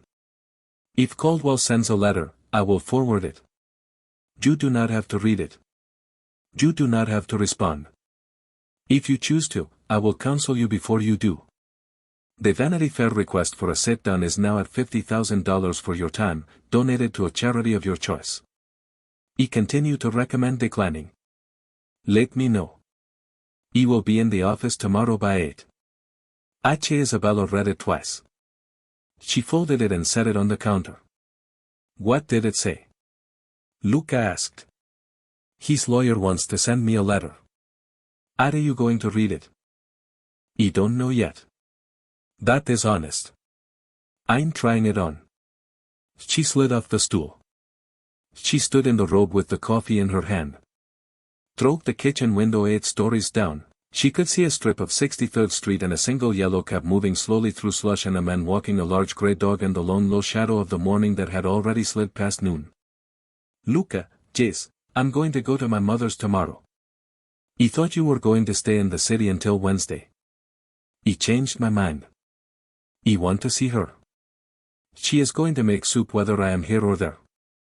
And I would rather eat it in her kitchen than have Mateo drive it down a 95 pulgadas Tupperware. All right. Come with me. He looked at her. To your mother's. Yes. On a Monday. Yes. Isabella. I know what I am asking. I don't think you do. My father will be there. I know your father will be there. Bring your own car. He did smile then, a real one. It was a small surprise thing, and it was gone very quickly, but it had been there. All right, good. While Isabella was drinking her second cup of coffee in the kitchen on 63rd Street, Vanessa Cole was sitting on the floor of her one-bedroom on West 72nd in a sweatshirt and nothing else, looking at her phone. She had not slept. She had drunk a quarter of the bottle of vodka, and then she had put it back because she had not wanted to be hungover for whatever was going to happen today. And then she had lain on her couch in the red dress for an hour. And then she had taken the red dress off and stuffed it in the bottom of a laundry basket like evidence. And then she had put on the sweatshirt and sat down on the floor with her back against the couch. And she had scrolled. By 8 in the morning, her name was in 2 stories. One of them was a page 6 piece that had gone up at 7:45. It was short. It called her Vanessa Cole, 26, a part-time gallerist and occasional model who, according to sources, has been a frequent companion of the tech executive over the last year. It had a photograph of her in the red dress on the red carpet of the Monte Verde, smiling, her hand on Ryan's sleeve. The caption was, Cole left at the Hartwell Gala last night. The left was because the photograph had been cropped so that Ryan's face was out of frame and only his shoulder and arm were visible. She had been cropped out of her own laugh and left his left. The second story was a thread on the private Twitter account from last night. And the thread had quoted some anonymous person who claimed to have been at table 3, and the anonymous person had said, and she read the sentence 3 times, the mistress looked like somebody had told her the restaurant was out of the thing she ordered. The replies were savage. She had 612 new Instagram followers overnight. She had 31 new direct messages. She had one missed call from her mother in Cleveland. She had one text from a girl she had gone to high school with that said, "OMG, is that you? OMG." She had not heard from Ryan. That was the thing she kept coming back to. She had not heard from Ryan since he had said go home. Vanessa at the curb on Central Park West. She had texted him at 2 in the morning. She had texted him at 4. She had texted him at 6:30. She had left one voicemail at 7:12 in which she had cried, which she regretted. He had not responded. She was not a stupid woman. She had told herself for 18 months that she was not a stupid woman, and she had been proven wrong on the specifics of that last night, but on this one, she was right. She knew what it meant when a man stopped texting back the morning after. She was done. She looked at her phone. The Page 6 reporter, Mallory Chen, had texted her 2 more times overnight. Polite follow-ups. She stared at the thread for a long minute. She had a choice. She could say nothing and the story would be the one already being told about her, and that story was the mistress. And that story would follow her forever. Or she could talk. She could tell Mallory Chen the truth, that Ryan had lied to her about the divorce, that he had told her Isabella was nobody. That he had promised her an apartment in Tribeca after the paperwork was done, that he had told her her father was an accountant. The truth would not make her look good. Nothing was going to make her look good, but the truth would make him look worse. And right now, with her head throbbing and her dignity somewhere at the bottom of a laundry basket, making him look worse had a kind of pull to it. She picked up the phone. She started typing. She got 3 sentences in, then she stopped. Then she deleted them. Then she started again. Then she deleted them again. She sat there on the floor for another half hour with the phone in her lap and the weak Sunday light coming in through the window. And in the end, she wrote back, "Hi Mallory, not now, not ever, probably. Please take me off your list. Thanks for reaching out." She put the phone down and she stayed on the floor for a long time, and at some point she realized she had started crying again, but quietly this time. The kind of crying that does not make a sound. She was 26 years old and she had moved to New York 4 years ago from a suburb of Cleveland with 2 suitcases and a plan. And the plan had been more or less become the kind of woman people want to photograph. They had photographed her last night. She had gotten what she had wanted. It turned out getting what she wanted was a small and freezing room. She wiped her face on the sleeve of the sweatshirt. She got up. She walked into the kitchen and she looked in the refrigerator and there was almost nothing in it because she had not shopped for herself in a long time because she had always been at somebody else's apartment for dinner. She closed the refrigerator. She opened her laptop on the counter and she pulled up her bank account and she looked at the balance. It was less than she had thought. She had been spending without paying attention because she had assumed the spending would stop mattering soon. She closed the laptop. She picked up the phone again and she called her mother in Cleveland. Her mother picked up on the first ring, which meant her mother had been waiting. "Vanessa." "Hi, Mom." "Honey." "Mom," her voice cracked, which was embarrassing. But her mother was the only person in the world who had ever known her before she had invented herself. And it turned out that when you were tired enough, the invented self got tired first. "Mom, I think I want to come home for a little while." Her mother, who had seen 2 different versions of the story online already and had been waiting up all night for this call, was quiet for 1 second. Then she said, "Vanessa, baby, when can you get on a plane?" Uptown in the apartment on 63rd Street, Isabella had changed out of the platinum dress into a pair of her own jeans and a cream cashmere sweater that had been in the bag Mateo had brought from the Arlen. She had washed her face. She had pulled her hair back into a loose knot at the nape of her neck. She looked in these clothes about a decade younger than she had looked in the ballroom and about a decade more like herself. She was sitting at the counter working her way through emails on her laptop. Helenas, her father's accountants, a real estate person about a building she had been quietly buying a piece of in Brooklyn when her phone buzzed. She looked at the screen. "Julia, Bill, you have seen the journal. Ives in the journal. Vanity Fair is now AH 100,000. Tell Helena to keep declining. I told Helena she is declining. I am telling you because it is funny. It is a little funny. Your mother called me. Of course she did. She asked if you were eating. Tell her I'm eating. Are you eating? I had a piece of toast. Bill, I'm going to eat. Julia, I am at a house. There is food. Don't worry. I am at the Arland packing your things. What do you want me to do with the wedding photographs? Isabella did not answer right away. There were 2 large albums in a box at the top of the closet at the Arland. Albums she had moved out of the penthouse in August and had not opened since. She thought about the photograph on the first page of the first album, the one of her at 26 pulgadas, a white dress, looking up at a man whose face she had not wanted to look at for a long time. Burn them, she said. Juliana made a small considering sound. Bill, no I know. Don't burn them. Just put them in the box. Tape the box. Label it something I will not want to open for 10 years. Put it in storage. Easier. Yes. Easier. Done. Thank you, Julia. Bill. Yes. You did good last night. Thank you. I'm proud of you.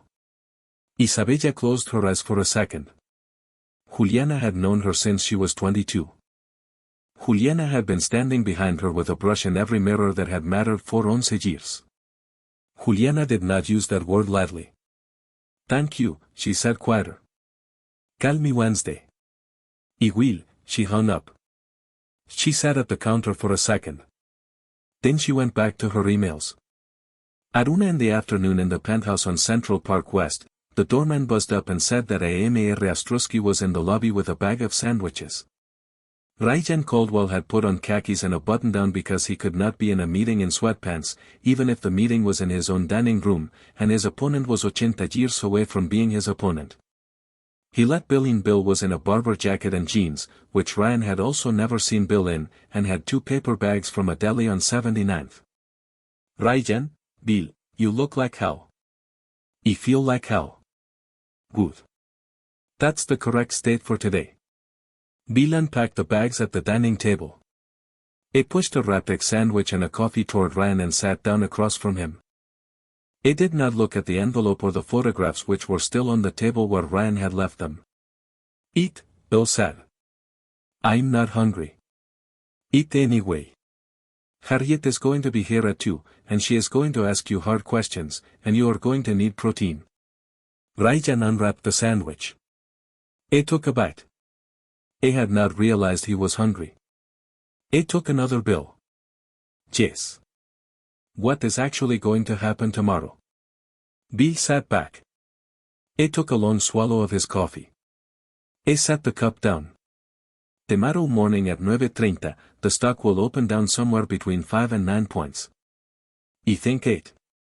By 10:30, the board will have had an emergency call. You will not be on it. By 11:30, Peter Holbrook will call me and tell me the board wants you to take a leave of absence effective immediately to deal with what he will call personal matters, and that during your leave, Rebecca Alvaro will be acting CEO. He will want me to get you to agree in writing by close of business Monday. It will imply without saying that if you do not agree, they will move to a no-confidence vote on Tuesday. They will have the votes. Jesus, Bill, you wanted the truth. You wanted a number, Ryan. I am giving you a plan. Ryan put the sandwich down. So, I'm out. You are going on leave. Leave is not out. Leave is a word we are going to use very carefully for the next 6 months. During your leave, we are going to do a number of things. We are going to make a very large donation to a cause that has nothing to do with any of this. We are going to get you into therapy with a name we can drop if somebody asks. We are going to stop you from going to any events with any women for at least a year. We are going to stop you from posting anything on any platform anywhere for at least a year. If we do all of that and if the company does well in your absence, there is a version of this where in 18 months you are back on the cover of Forbes as a comeback story. That is a version. I am not promising it. I'm telling you it is a version that exists. And if we don't do all of that, then in 18 months you are a cautionary tale at a business school and you are selling your shares at a discount because the company has asked you to. Bill, yes. Would you ever in your professional judgment advise me to reach out to her? Bill looked at him across the table for a long time. Ryan, I know what you said at 6 in the morning. I'm asking you now after lunch as a human being. As a human being. No. Why? Because say you had 7 years to reach out to her, Ryan, and I watched you at a company picnic in July introduce her to a new hire as my wife, Isabelle, and her name was Isabella. And she smiled at you like she had been smiling at you for a long time about something that was not funny. And I went home and told my wife. And my wife said, Bill, that marriage is already over. It just hasn't been told yet. And I said, no, Marjorie, it's not. You're reading too much into it. And it turns out she was right. Your wife was already in the process of leaving you, Ryan, in July. I've been sitting on that conversation for 6 months. I didn't say anything because it was not my business. It is now my business. The answer to your question is no. Don't call her. Don't write her. Don't email her. Don't send her flowers. Don't send her a book of poetry. Don't do any of the things you are going to be tempted to do over the next 3 weeks when you cannot sleep. There is no version of this where contact from you helps you. There are 16 versions where contact makes it worse. Ryan put his hands over his face. Bill. Yes. I don't know how I got here. Bill was quiet for a second. Ryan, he said, and his voice was not unkind. It was just tired. You got here one choice at a time, same as everybody. There was a chime at the door. Dos, that'll be Harriet, Bill said. He stood up. He picked up the wrapper of his own sandwich, which he had barely touched, and he crumpled it neatly in one hand. Ryan, sit up. Tuck in your shirt. Try to look like a man she can work with. If she walks out of here in the next 45 minutes, you're a cautionary tale by spring. Ryan tucked in his shirt. He wiped his face. He sat up straight. The doorbell rang. He got up, crossed his own living room, his ex-wife's living room, though he was not going to think about that phrase for a while. And he opened the door for a woman named Harriet Lohan who was going to spend the next hour telling him very politely exactly how small his life was about to get. Harriet Lohan was a small woman in a large wool coat and she did not smile when Ryan opened the door. She did not frown either. She looked at him the way a vet looks at a dog that has been brought in after being hit by a car, assessing, measuring, already calculating which bones could be set and which were going to have to come out. Mr. Calpel. Harriet, thank you for let's not do that yet. She stepped past him into the apartment without waiting to be invited, unwinding a long charcoal scarf as she walked. She handed the scarf to him without looking at him. She walked straight to the dining table, saw the envelope and the photograph still lying there, and stopped. Bill. Yes. Did you tell him to put those away? I didn't think of it. Put those away, Mr. Calpel. Now. Not in a drawer in this room, in a drawer in a different room. You don't need to see them, and I don't want them on any surface you and I are going to be looking at for the next 45 minutes. Ryan swept the photographs into a stack. He took them and the envelope into the guest bedroom, and he put them in the nightstand, and he closed the drawer hard. When he came back, Harriet was already sitting at the table with a leather folio open in front of her, a pen in one hand, and a phone face down on the wood. Sit, Mr. Calpel. He sat. I'm going to ask you questions. You're going to answer them without lying. If I catch you lying, I'm going to get up and walk out and you will not be able to hire me back. Bill will tell you I mean this. She means this. Bill said. Okay, first question. Who else is there? I'm sorry. Who else is there, Mr. Calpel? Besides Miss Cole, besides the 3 women your ex-wife named last night in the last 4 years.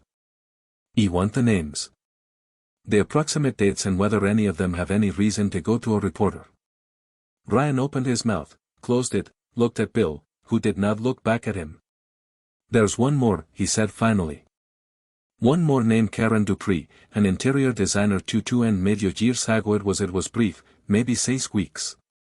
Does she still work with you? No, we haven't spoken in those years. Would she talk to a reporter? I don't know, Mr. Bill. I don't know is the worst possible answer. I need you to know or I need you to call her today or I need you to tell me the name of somebody who can find out. Which is it? I'll call her. No, you won't. You are not calling anyone for anything for the next 6 months. Give me her number. I will have somebody else call her and that somebody else is going to be very polite and the call is going to cost you money and at the end of the call Karen Dupree is going to have signed something. Is she married? She's engaged. I think then it's going to cost you more money. Fine. Is there anyone else? No. Think harder. There's no one else. 5 women in 4 years. That's all of them. Harriet wrote something on her pad. Her handwriting was small and ugly and very fast. Second question. Your relationship with your ex-wife as of the moment she walked into your kitchen in August and you ignored her. Give me an honest appraisal. Don't make it sound better than it was and don't make it sound worse than it was. I don't want the story. I want the facts. Ryan stared at his hands on the table. He had a small cut on his knuckle from somewhere. He didn't remember getting it. I hadn't slept in the same bed as her in maybe 4 months, maybe 5. I told myself it was work. It wasn't work. I knew it wasn't work. She stopped asking me about my day sometime last spring. She used to ask me about my day every day. I didn't notice when she stopped. I noticed in like July that she hadn't asked in a while. And I remember thinking good because I didn't want to lie to her about my day because I didn't have a good lie ready and then I just didn't think about it again. Harriet wrote she did not look up. How often was she at events with you? Less and less. The Founders' Dinner in April was the last one. I think she went to that. She was quiet at it. I remember someone asked her what she did and she said, I write and I made a joke about how she was being modest and she didn't smile at the joke. I remember that. I remember that she didn't smile. What does she write? Ryan looked up. I'm sorry. What does your ex-wife write, Mr. Bill? He opened his mouth. He closed it. He felt the blood come up into his face. I don't actually know. Harriet set her pen down. She looked at him for a very long second. She did not say anything unkind. She did not need to. She simply looked at him with the expression of a woman who had met a great many men like him and who had at the age of 59 run out of the small available reservoir of patience for this particular kind of not knowing. Mr. Bill. Yes, your ex-wife has published 3 novels under the name Bill Marchetti, which is her mother's maiden name. The third one was a finalist for the Penn Follner 2 years ago. The second one was optioned by a studio. You have had dinner with the CEO of all 3 were reviewed in the Times. I read the third one on a flight to Chicago last month. It's very good. Ryan said nothing. I am telling you this not to hurt your feelings, Harriet said, because your feelings are not on my list of concerns today. I am telling you this because in approximately 4 hours a reporter is going to call me and ask whether you were aware your wife is a published novelist and whether you ever read her books and I need to know what you want me to say. Ryan looked at her. His eyes had gone bright in a way he did not want them to go bright in front of this woman. Tell them I was aware, he said quietly. Tell them I was very proud of her. Mr. Bill. I know. If I say that to this reporter and the reporter calls 3 of her friends and 2 of them say he never read a page of any of it, which I am reasonably certain is going to be the case, then I have lied on your behalf and my name is in the correction and that is not a thing I do for anybody. Not for any amount of money. So, we are going to tell a different true thing. We are going to say, what do we want to say, Bill? Help me out. We want to say he's learning. Bill said without inflection. We want to say the last 6 months have been a period of hard self-reflection. We want to say he deeply regrets not being the partner his wife deserved. We do not want to claim any positive thing he did not do. We want to be a man in public who has understood he failed and who is not trying to pretend otherwise. That's the frame, Harriet said. She wrote it down. The frame is I failed. The frame is not. It was complicated. Not we grew apart. Not we both made mistakes. She did not make mistakes. You made the mistakes. Those are the words if anyone asks. You are not going to be allowed to say any of these words on camera for at least 3 months because you are not going to be ready to say them without your face betraying you. But you are going to practice saying them in the mirror every morning starting tomorrow. And by April, you will be ready.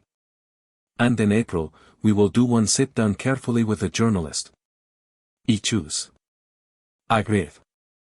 Agreed. Now the harder part. She closed the folio finally and folded her hands on top of it. Mr. you understand, do you not? That your ex-wife is not going to help you. I understand. I man, really understand it. I have had clients who understood it intellectually and then 3 weeks later called the other party to ask if they would just release a single joint statement to clear the air. And the other party laughed. Your ex-wife is not going to take your call. Her attorney is not going to take my call on anything except the boundary of the divorce itself. Your ex-wife has made a decision. The decision is that you are a finished piece of business. You are not a problem to be managed. You are a box that has been packed and labeled and it is in a storage unit somewhere she is never going to visit again. Though you understand what I'm telling you? I understand. Good. Because here's the thing I'm going to ask you to do and you are not going to want to do it. She tapped her pen once, twice against the folio. You are going to write her a letter. You just said don't contact her. I did not say don't contact her. Bill said don't contact her.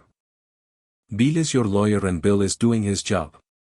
I am your PR counsel and I am doing mine. Our jobs are going to disagree twice today. This is the first time. Bill exhaled loudly through his nose but did not interrupt. You are going to write her a letter, Harriet said. Handwritten, not typed. 1 page, not 2, not 3, 1. It will say 3 things. It will say I was wrong. It will say I am sorry. It will say I will not contact you again. It will not say but. It will not say however. It will not ask for anything. It will not offer anything. It will not explain anything. It will be 3 sentences. If it can be 3 sentences, you will put it in an envelope. You will write her attorney's name and address on it and you will give it to Bill to deliver. Elena Brandt will open it and decide whether to pass it to your ex-wife. Your ex-wife will probably not read it. That is fine. The purpose of this letter is not for her to read it. The purpose of this letter is for it to exist so that in 6 months when I am asked by a reporter whether you have reached out to her, I can say he wrote her a letter in January in which he took full responsibility and promised not to contact her and he has kept that promise. And the reporter will write that down and it will be true and the frame of I failed will have a small piece of evidence underneath it. Ryan stared at her. That's public relations, Mr. Yes, it's cynical. It is also, and this is the part people miss, the cynical version and the correct version of the same action, which is a lucky thing. The letter would have been a good idea even if there were no reporters. The letter is a good idea because it is a thing a grown man owes his ex-wife. And the part where we also get a line in a Times profile out of it 8 months from now is what we in the business call alignment. Harriet. Yes. Is she going to be alright? Harriet looked at him. Mr. Bill, your ex-wife is already alright. Your ex-wife walked into the Hartwell Gala on the arm of one of the 3 most feared men in Southern Europe and took your reputation apart with a 6-minute conversation at table 3. Your ex-wife is going to be spectacularly alright. The question today is whether you're going to be alright. And the answer depends entirely on whether you can do what I am telling you to do for the next 18 months without improvising. Can you do that? I can do that. Say it like you mean it. I can do that. Better. Bill, I'm going to need 90 minutes with him on Tuesday. Book it. Booked. Harriet stood up. She put her scarf back on. She put her coat on. She did not shake Ryan's hand. Mr. Calpel. Yes. One last thing off the record. Okay. The board is going to ask you tomorrow to take a leave of absence. You are going to say yes. When you say yes, you are going to say it the first time they ask. And you are not going to negotiate and you are not going to make a speech about how you built that company from nothing. Nobody wants to hear the speech. The speech makes it worse. You say yes. You thank them. You ask how you can be most useful in the transition. And then you get off the call. If you can do that one thing tomorrow, you have a future. If you make a speech, you don't. Are we clear? We're clear. Good. Write the letter tonight. Bill, I'll see you Tuesday. She walked out. The door closed behind her. The apartment was quiet for a second. B stood up. He stretched his back with both hands on his hips, the way older men do when they have sat in a chair for too long. She likes you, he said. That was her liking me. Oh, yeah. If she didn't like you, she wouldn't have given you the letter assignment. She'd have written you off. That was mercy, Ryan. Ryan stared at the table. Bill. Yes. What was her book called? Which one? The one that was a finalist. Bill paused. He thought about it. He put his coat on slowly, the way a man puts a coat on when he is stalling for time. I think it was called The Quiet Room, he said. I think I might be wrong. Marjorie read it. Marjorie cried at the end. Marjorie does not cry at books. Ryan, Marjorie is from Warsaw by way of Queens. Marjorie cries at exactly 3 things, and they are her mother's funeral, her daughter's wedding, and the final episode of a Polish crime show from 1984 that I will not explain. She cried at your ex-wife's book. I remember because I came home from work and she was at the kitchen island with the book in her hands and her face was wet. And I said, what's wrong? And she said, Bill, this woman can write. She never know, she didn't. Marjorie didn't know you knew her. Marjorie read the book in the fall of the year before last. She read it because her book club read it. She didn't put it together that Bill Marchetti was Isabella Caldwell. Nobody did. That was the whole point, Ryan. She didn't want anyone to know. Especially not you. Why not? Bill looked at him with a kind of pity Ryan had not earned. Because say Ryan, she didn't want the part of her life that was hers to get touched by the part of her life that was you. She wanted one room in the apartment that had a lock on it. That's all. The heat came up through the vents. The light from the park was going gray again. Go write your letter, Bill said quietly. I'll pick it up tomorrow morning at 7. Don't fold it, weird. Don't add a PS. Don't put a stamp on it. Just write the 3 sentences. He let himself out. Ryan sat at the table for a long time. Then he got up and he walked into the study at the back of the apartment and he opened the bottom drawer of the desk and he took out a pad of cream-colored stationery that Isabella had bought him for his 35th birthday and that he had never used. He took out a fountain pen he had also never used. He sat down. He wrote the date at the top of the page. He stared at the blank paper under the date for a long time. Then he wrote, Isabella, I was wrong. I am sorry. I will not contact you again. Ryan, he read it 4 times. He thought about adding a 4th sentence. He thought about adding something about the book. He thought about writing. I never read it and I am sorry I never read it. But he heard Harriet Lohan's voice in his head cold and small saying, it will not say, but it will not say however. And he put the pen down. He folded the page once. He put it in an envelope. He addressed the envelope to Ms. Helena Brand at Pritchard Hayes. It was the first honest letter he had written in 11 years. Monday morning came the way Monday mornings come when you have not slept. The light through the curtains of the apartment on 63rd Street was thin and pink at 6:40, then white by 7:20, and by 8 the whole bedroom was the color of the inside of a shell. Isabella had slept in the guest room again. Luca had slept on the couch again. Neither of them was going to make an issue of it. They had agreed without saying so that they were going to let the physical part of this marriage unfold at its own pace and that the pace was not going to be determined by a ballroom in New York or a list of stories in a gossip column. At 7:30, Luca knocked very softly on the guest room door. "Belle, I'm up. Coffee coming." She came out in the cashmere robe again, her hair up, her face washed. He had made eggs. He had done it competently, which was a thing she had not known about him, and which was, for reasons she was not going to examine, touching. He did not know you could cook. He cannot. He can make eggs. He can make pasta. He can make coffee. That is the list. That is an acceptable list. It has gotten me this far. They ate in the quiet kitchen. The tablet on the counter was on, and the ticker along the bottom of a business channel was muted, but visible.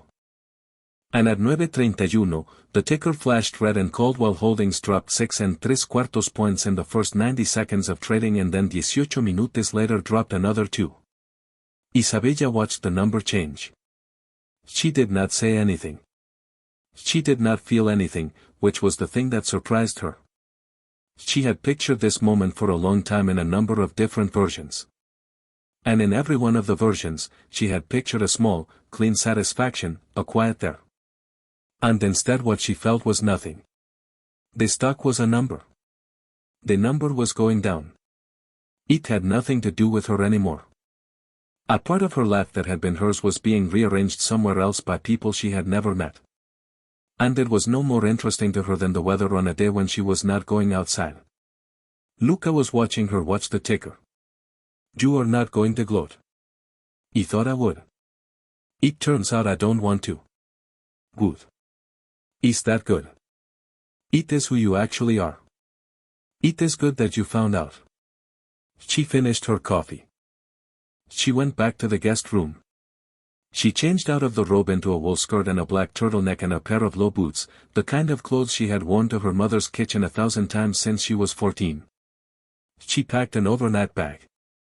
She put the 2 pear-cut diamonds into a small felt pouch and then into the zippered inside pocket of the bag. At 10:15, Mateo came up. He had a garment bag over one arm. "Señora Mateo, your mother called. She said to tell you she is making passatelli." Isabella laughed. "Of course she is. She also said to tell you that your Aunt Paula is there." "Oh, she said you would say oh, did she say anything else?" "She said your father is making one of his faces." "Which one?" She did not specify. "It is the face where he thinks something is funny, but he has decided in advance not to laugh at it." "Probably tell her we leave in 20 minutos." "Yes, Sora." Mateo left. Isabella carried the overnight bag out into the kitchen. Luca had changed as well, not a suit this time, a dark sweater over a dark shirt, jeans, boots that had seen a winter. He looked like a man about to meet the in-laws, which technically was exactly what he was. "Nervous?" She said, "No, Leah. A little. He will like you. He already likes me. He does not have to like me. He has to decide whether I am going to stop liking me at some point, and he has not decided yet." That is a very accurate reading of my father. He had been paying attention. They took 2 cars as she had asked. He went in his own, a dark sedan with a driver she did not know. She went in her father's, which had arrived at 10:40, driven by a man named Paulo who had driven for the Varellas for 22 years and who had known her since she was 7. "Señorina Paulo, long time too long. You look well." "You do not. You look tired." "You look well." She laughed. She got in the back. The car pulled away from the curb on 63rd Street and the second car fell in behind them at a respectful distance. The Manhattan traffic opened a little after the bridge. The Hutchinson was clear. By 11:50, they were pulling up a long gravel drive in Westchester, lined with bare January sycamores, at the end of which sat the house she had grown up in, a stone colonial with green shutters and a slate roof, and a front door that had been painted. 4 summers ago, a red her mother called Calabrian red, and that her father called that red. The door was open before she was out of the car. Her mother had been at the kitchen window for 40 minutes watching the drive, and had opened the front door the moment the tires hit the gravel, which was the thing she always did, and which Isabella had grown up complaining about, and which she now understood she was going to miss someday in a way that would probably break something in her. Teresa Bargy was 64 years old, short, with her hair in a dark bun straw with grey. And she came down the front steps in a cardigan and no coat in 18 degrees weather because she had not bothered to put a coat on because her daughter was home. Bella, mama, come here. Come here, viene. Isabella walked into her mother's arms. Her mother was a head shorter than her. Her mother pressed her face into Isabella's shoulder very hard for about 4 seconds and then pushed her away to look at her and then pulled her back. You are thin. I am not thin. You recién. I don't care what you think. I'm going to feed you until Wednesday. Mama, I have things Wednesday. Bella, you sit at my table until Wednesday. Your things can wait. Mama, who is the man? Isabella turned. Luca had stepped out of the second car. He was standing in the gravel at a respectful distance with his hands at his sides and a small leather case on the ground next to his left foot. And he was, Isabella realized, perfectly still in the way he had been perfectly still in the ballroom, which was how he stood when he was nervous and did not want anybody to know. Mama, this is Luca. Luca, Mrs. Bargy, come here, Felio. Mio, don't stand in the cold. Luca picked up the case. It came up the gravel. Teresa Bargy looked at him for 2 long seconds. Up, down, up again. And then she did a thing Isabella had only seen her do 3 times in her life. All 3 for men she was deciding to approve of. She reached up, cupped his jaw in one small hand, looked him directly in the eye, cleared his throat, and nodded once. Bravo, ragazzo. Gracias, señora. Incide both. Your father is in his chair. Your Aunt Paula is in the kitchen. Do not let your Aunt Paula make the coffee. She does not know how to make the coffee. I heard that, Teresa. The voice came from inside the house, sharp, pleased, several octaves south of friendly. Isabella closed her eyes for 1 second of deep childhood familiarity, and then she went up the steps and into the house where she had grown up. The hall smelled the way it had smelled for 33 years. Sage, lemon, something braising. The long hallway runner was new, a deep red, but it was in the same shape as every other runner that had ever been there. The gilt mirror over the console table still had the chip in the lower right corner from when her brother Dario had thrown a baseball in the house in 1998. Aunt Dario, who lived in Milan now with his wife and 3 children and a dog named Hugo, was not here. But his coat still hung on the hook like he might come through the door at any minute. Aunt Paula was in this kitchen doorway. She was 71 years old, a widow 3 times over, 4 feet 10 inches in her shoes, and had opinions about every person she had ever met. She looked Luca up and down in a way that made Isabella want to apologize in advance. This one, Paula said in Italian to nobody. This one is the one, Paula. What? Teresa, I'm commenting. I can comment. Sia Paola basta bella cara, you are home. Come kiss your old aunt before your mother feeds you to death. Isabella bent down and kissed her aunt on both cheeks and then on the forehead, which was the sequence her aunt required. Pa patted her face twice hard and then patted her once more gentler. You did good. Thank you, Sia. In the ballroom. You did very good. Your father told me everything. I have been waiting all morning to tell you. You did very good. You did it the Calabrian way, which is that you did not raise your voice and you did not cry and you walked out. A woman who cries in a ballroom has already lost. You did not cry in the ballroom. I did not cry in the ballroom. Brava. Paula turned her head slowly, the 4 feet 10 inches of her rotating like a small gun turret, and fixed Luca with a look. You. Yes, señora. You did not touch her in the ballroom. No, señora. Not once. Not once, señora. You let her do it herself. It was hers to do. Paula looked at him for another long beat, and then she nodded, small and final, and turned back to Isabella. This one, she said again. This one is the one. From deeper in the house, a voice called out, low, dry. Amused in the way a man is amused when he has been listening to a scene he did not stage. Paula, leave the boy alone. I'm not touching the boy, Marco. I'm looking at him. Looking is free. Marco Bargi appeared in the doorway of the front parlor. He was 69 years old, 6 feet 1 inch 12, white-haired with the kind of face that had probably been handsome at 35. And that at 69 was something rarer than handsome, which was interesting. He wore a grey cardigan over a blue shirt and a pair of reading glasses hanging from a cord around his neck and house slippers. He looked like somebody's grandfather. He was somebody's grandfather. He was a number of other things, though. But today, in the front hall of his own house, with his daughter standing on the rug, he was just Papa. Cara, Papa. He held out his arms. She walked into them. He held her for a long time, longer than he would have held her in front of people he did not know, longer than she had expected. When he let her go, his eyes were wet, which was an unusual thing for him in front of anybody, and he did not bother to hide it. You did well, Ka. Thank you, Papa. You did not cry. No, you did not raise your voice. No. Brava. He kissed her forehead. Then he turned at his own pace and looked at Luca Dantis, who had been standing by the door with his case and who had not moved. Luca Don Marco, you drove. He drove. You left Matteo behind. He is at the end of the drive. He did not want to come up. He said you would understand. He understand.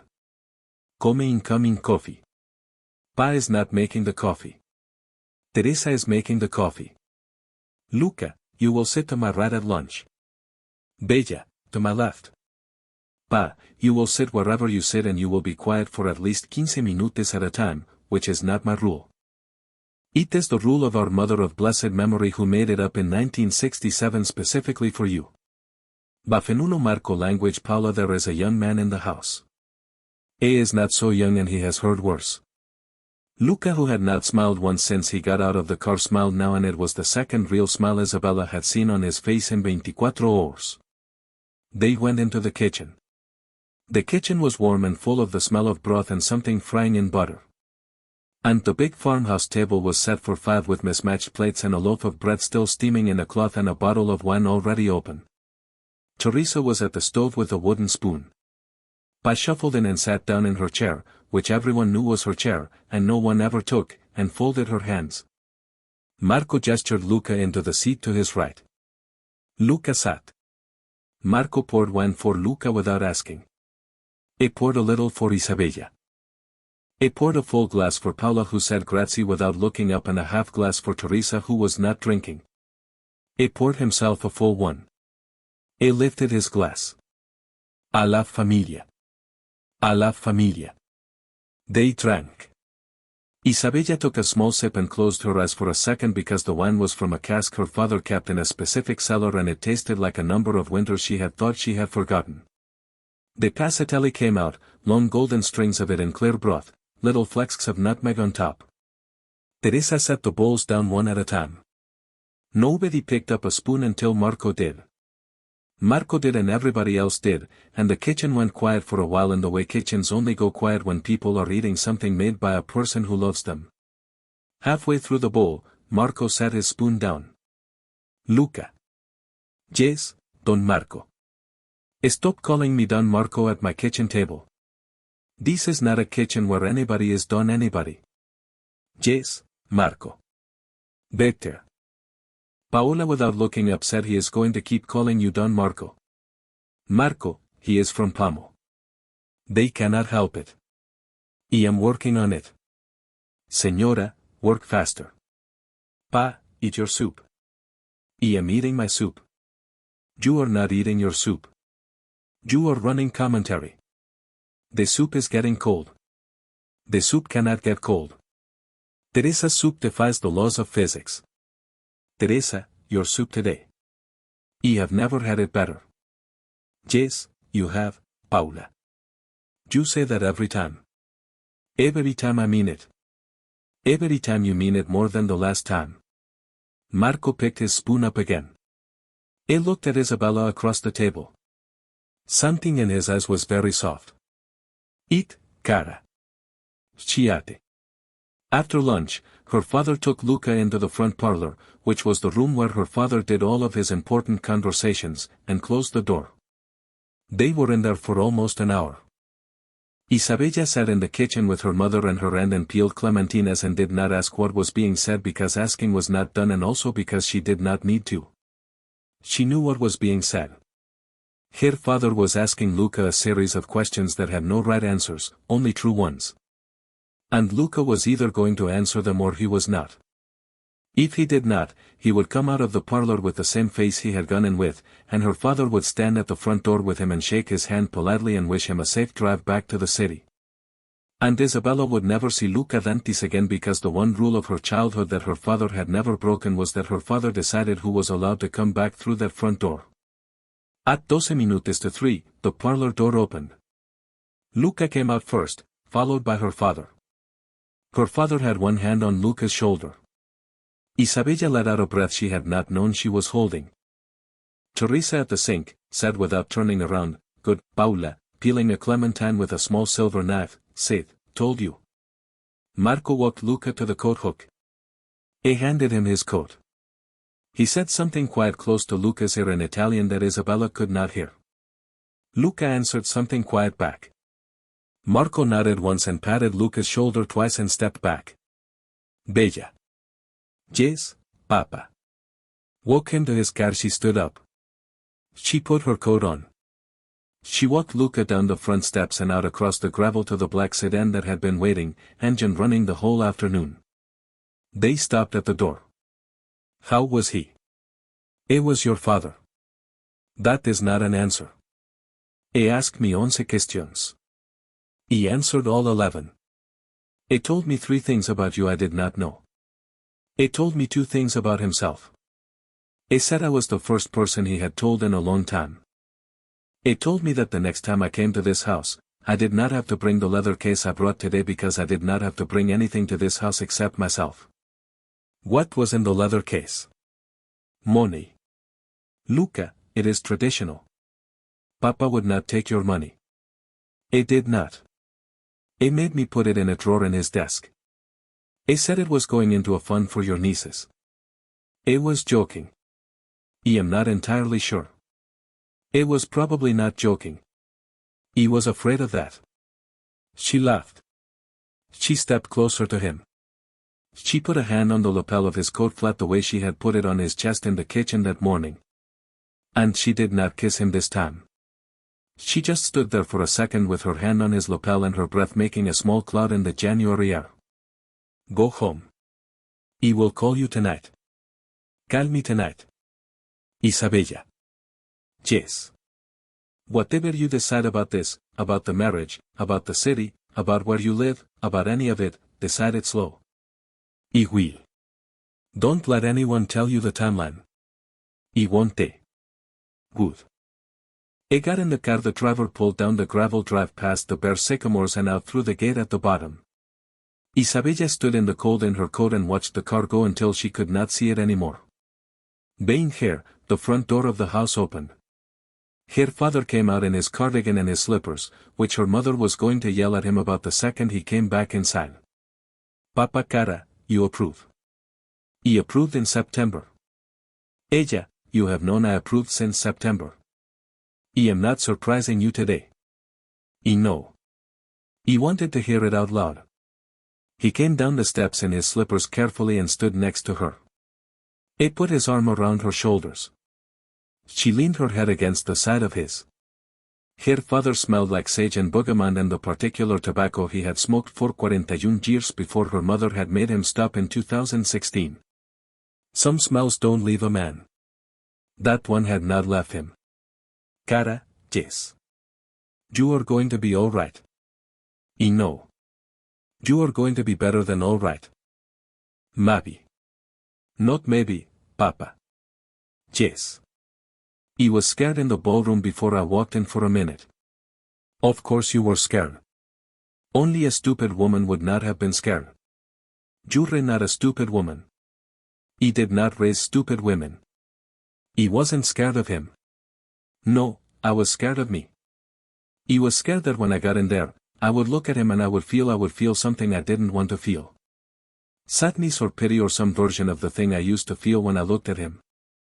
And then when I walked in, I looked at him and I didn't feel any of that. I felt nothing. Just nothing. And that scared me more than the other version would have. Marco was quiet for a long time. Up at the house in the kitchen window, her mother and her aunt were watching them. Both pretending not to be watching them. Cara, listen to me. I'm listening. When a love dies, it does not always die loud. Sometimes it dies loud, and that is its own thing.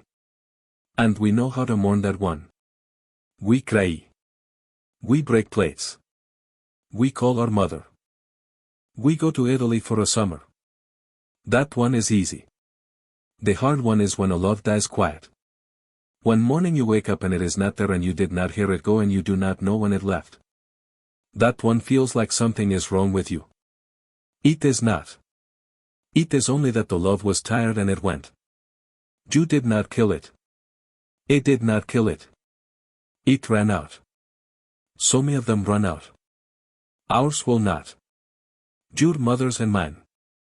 But some of them do. The feeling you had in the ballroom when you looked at him and felt nothing.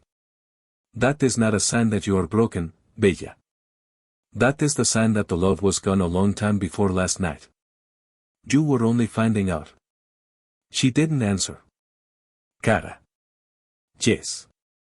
Come incide. Your mother is going to be hysterical in a minute if I stand out here in slippers one more second. She laughed. She turned. Her father's arm was still around her shoulders. They walked back up the gravel to the front door of the house where she had grown up, and her mother opened it before they got there. And her aunt was already at the stove making a second round of coffee that she had been told not to make. And Isabella Bargi stepped over the threshold into a kitchen that smelled like sage and lemon and broth. And for the first time in a long time, she was home. The winter that followed that January night was one of the coldest New York had seen in a decade. And Isabella Varley spent most of it upstate in a guest cottage on her parents' property that her mother had without asking prepared for her in early February with fresh sheets and a new reading lamp and a wool throw that had belonged to Isabella's grandmother. She had gone up for a weekend and she had not left. The weekend had become a week and the week had become 3. And at some point in the second half of February, her mother had stopped asking when she was going back to the city and had simply started buying her favorite pasta by the case. The cottage was small, 2 rooms and a kitchen, and it sat at the back of the property with its windows facing the woods. Isabella worked at a table by the window every morning from 7 until 11 longhand on a novel she had started 3 years earlier and abandoned and which had come back to her the week after the ballroom in a way she could not explain and did not try to. She wrote about a woman who had lost a child. The woman was not her. The woman's husband was not Ryan. But the grief she had been carrying for 7 years went somewhere into that woman on that page. And then writing it out, she found that the grief got smaller in her own chest day by day until by the 1st of March she could read what she had written and not feel her hands go cold. Luca came up on the weekends. It did not press for more than that. It drove up on Friday nights, usually late, after whatever meeting had kept him in the city that week, and he stayed in the main house in a guest room her mother had put him in the first weekend, and that he had not been moved out of since. He ate with the family on Saturday nights. He walked with Isabella in the woods behind the cottage on Sunday mornings. He did not ask her what she was writing. He did not ask her when she was coming back to the city. He did not ask her anything really, and she found slowly that his not asking was a form of asking so patient that it was changing the shape of her. On a Sunday in the middle of March, walking a trail they had walked maybe 15 times, she stopped in the middle of it, and she said without looking at him, "I think I want to move the rest of my things out of the Orlan." "All right, I don't know where I want to move them to yet." "All right. I'm not ready to move them to your apartment on 63rd day. I'm not asking you to. I know you are not. Good. But I think I might be ready for that in the summer." "All right. That's all you're going to say about it?" "What do you want me to say?" She laughed. She started walking again. I walked next to her. "Luca." "Yes. Is it exhausting for you being this patient?" I considered the question the way he considered most of her questions, as if he were physically picking it up and turning it in a careful hand. "No," he said finally. "It is the opposite of exhausting. I spent 15 years being a man who had to move fast. A patient life is easier. I did not know it was going to be easier. I found out this winter. You're saying I taught you something. I'm saying you let me find out something. That is not the same." "No, it is not." They kept walking. By the end of March, the story about the gala had mostly gone quiet. A lone piece ran in the New Yorker in the first week of April, written by a woman who had been at table 7 that night and who had sat on the piece for 2.5 months while she verified every quote. The piece was good. It was in places devastating.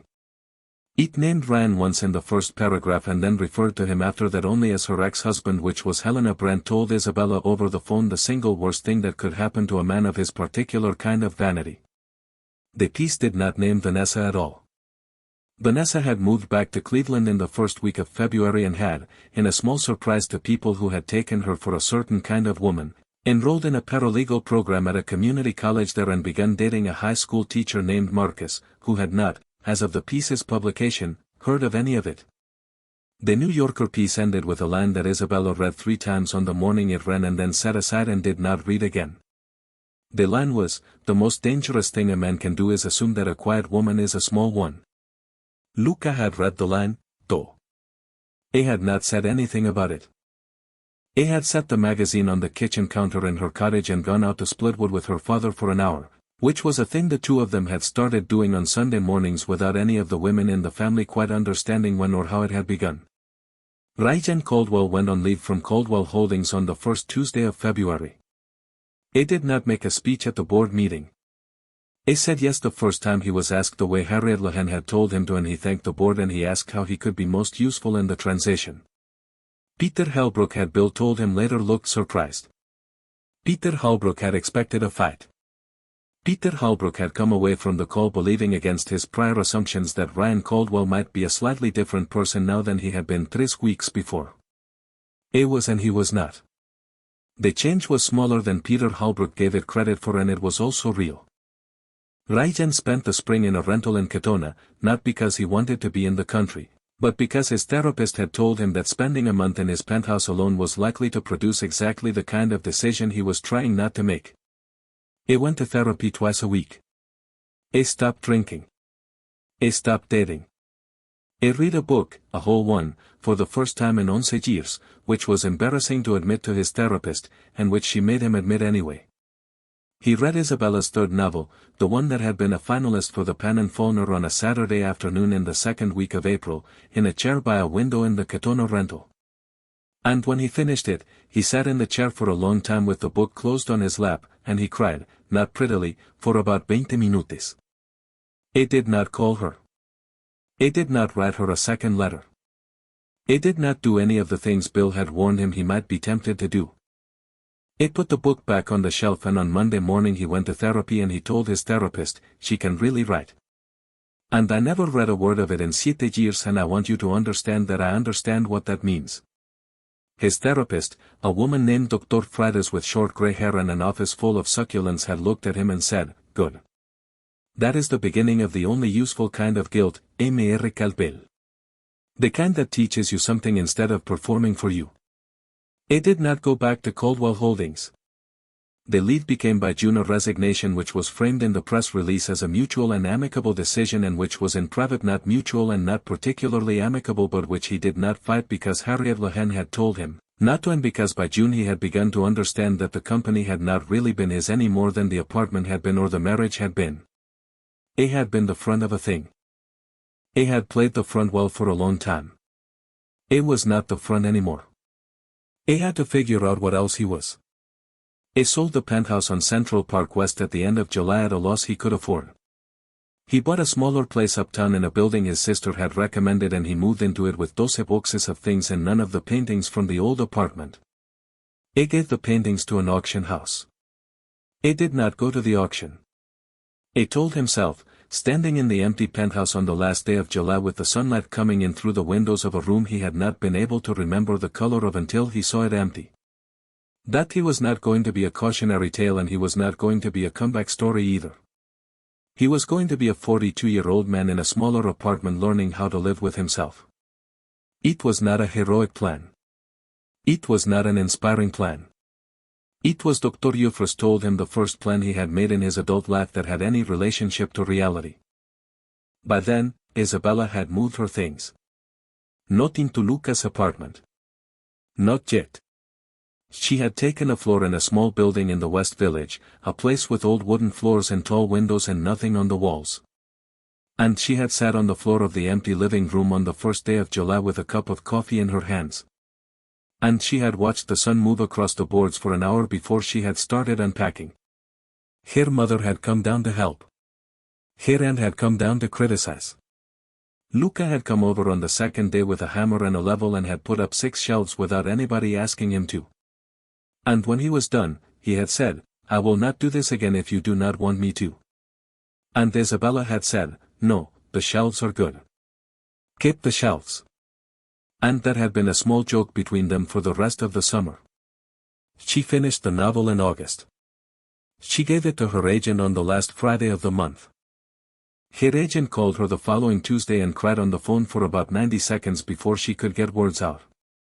And when she did, the words were, "Belle, this is the one. This is the one. This is the one." Isabella had sat in her kitchen in the West Village with the phone against her ear. And she had looked at the shelves Luca had put up in July, and she had not cried because her agent was crying enough for both of them. But something in her chest had gone warm in a way it had not gone warm in a long time. The book came out the following spring. It won things. She went on a short tour and then came home. She did not do television. She did one interview with a journalist who had written to her in careful longhand over 3 months. And the interview was fine. And she did not do another one for a long time. At the end of August, she and Luca drove up to ride together for her father's 70th birthday. The house was full. Dario had come in from Milan with his wife and 3 children.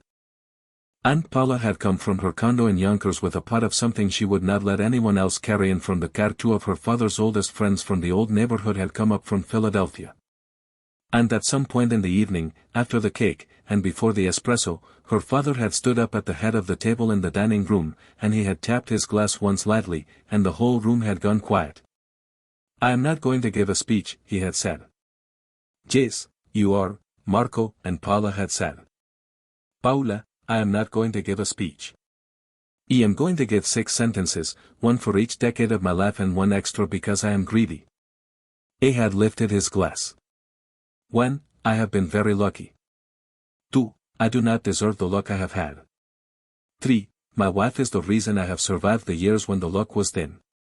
4, my son Dario has given me 3 grandchildren and my son Dario has made me proud every day of his life and I have not told him that enough and tonight I am telling him. Dario at the other end of the table had put his napkin up to his face. 5. My daughter Bella has done something this year that I am going to carry with me the rest of my life. And I am not going to say what it is because she knows and because she does not like me to make speeches about her. 6. I am going to keep living as long as I am allowed. And when I am not allowed anymore, I am going to go quietly and nobody in this room is to make a fuss. He had paused. 7. Sin.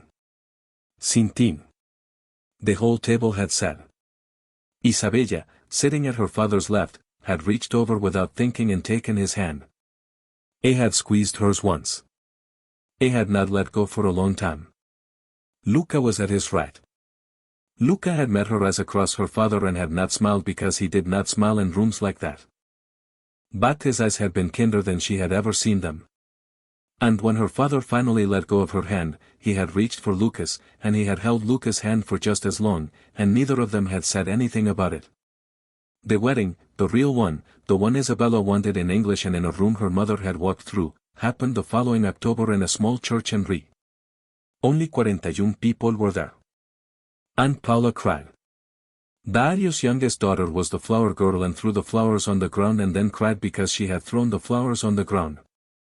Isabella wore a simple cream dress that had belonged to her grandmother, Constanza, altered by a woman in the Bronx her mother had been going to since 1974. She did not walk down the aisle to Vanna or Mendelssohn or any of the things brides walk down aisles to. She walked down the aisle to a Neapolitan song her father had sung to her when she was 4 years old, played quietly, es Norse, on a single cello. Luca at the altar in a dark suit had not cried because he did not cry. But when she had got to the front of the church and had stood across from him, he had reached out and touched the side of her jaw once very briefly with 2 fingers, and that for him was crying. She knew it. He knew she knew it. Nobody else in the church had needed to know. They had a small dinner at the house afterward. At some point in the evening, Aunt Paula had cornered Luca in the kitchen and had told him in Italian a long story about her late second husband that he was going to tell Isabella about only years later, and only then in pieces. Dario had gotten drunk and sung something in the living room that Isabella had not heard since she was 12. Her father and her mother had danced once slowly in the kitchen to a song on the radio, and Isabella had watched them from the doorway with Luca's hand in the small of her back and had thought this is the thing. They went to Italy for 3 weeks after the wedding, and then they came back. Children took longer than she had expected. She was 34 by then, and for a while in the second year of the marriage, she had thought it was not going to happen. And she had mourned that privately with her mother over a long weekend in Ri, and then she had gone back to her desk and had written for another 6 months. And then, quietly, in the spring of her 35th year, she had found out it was going to happen after all, a girl. They named her Costanza, after Isabella's grandmother. She had her father's stillness and her mother's eyes and a temper from somewhere that Aunt Paula claimed credit for and that Isabella's mother darkly suggested was a Varley trait going back at least 4 generations. A boy came 2 years later.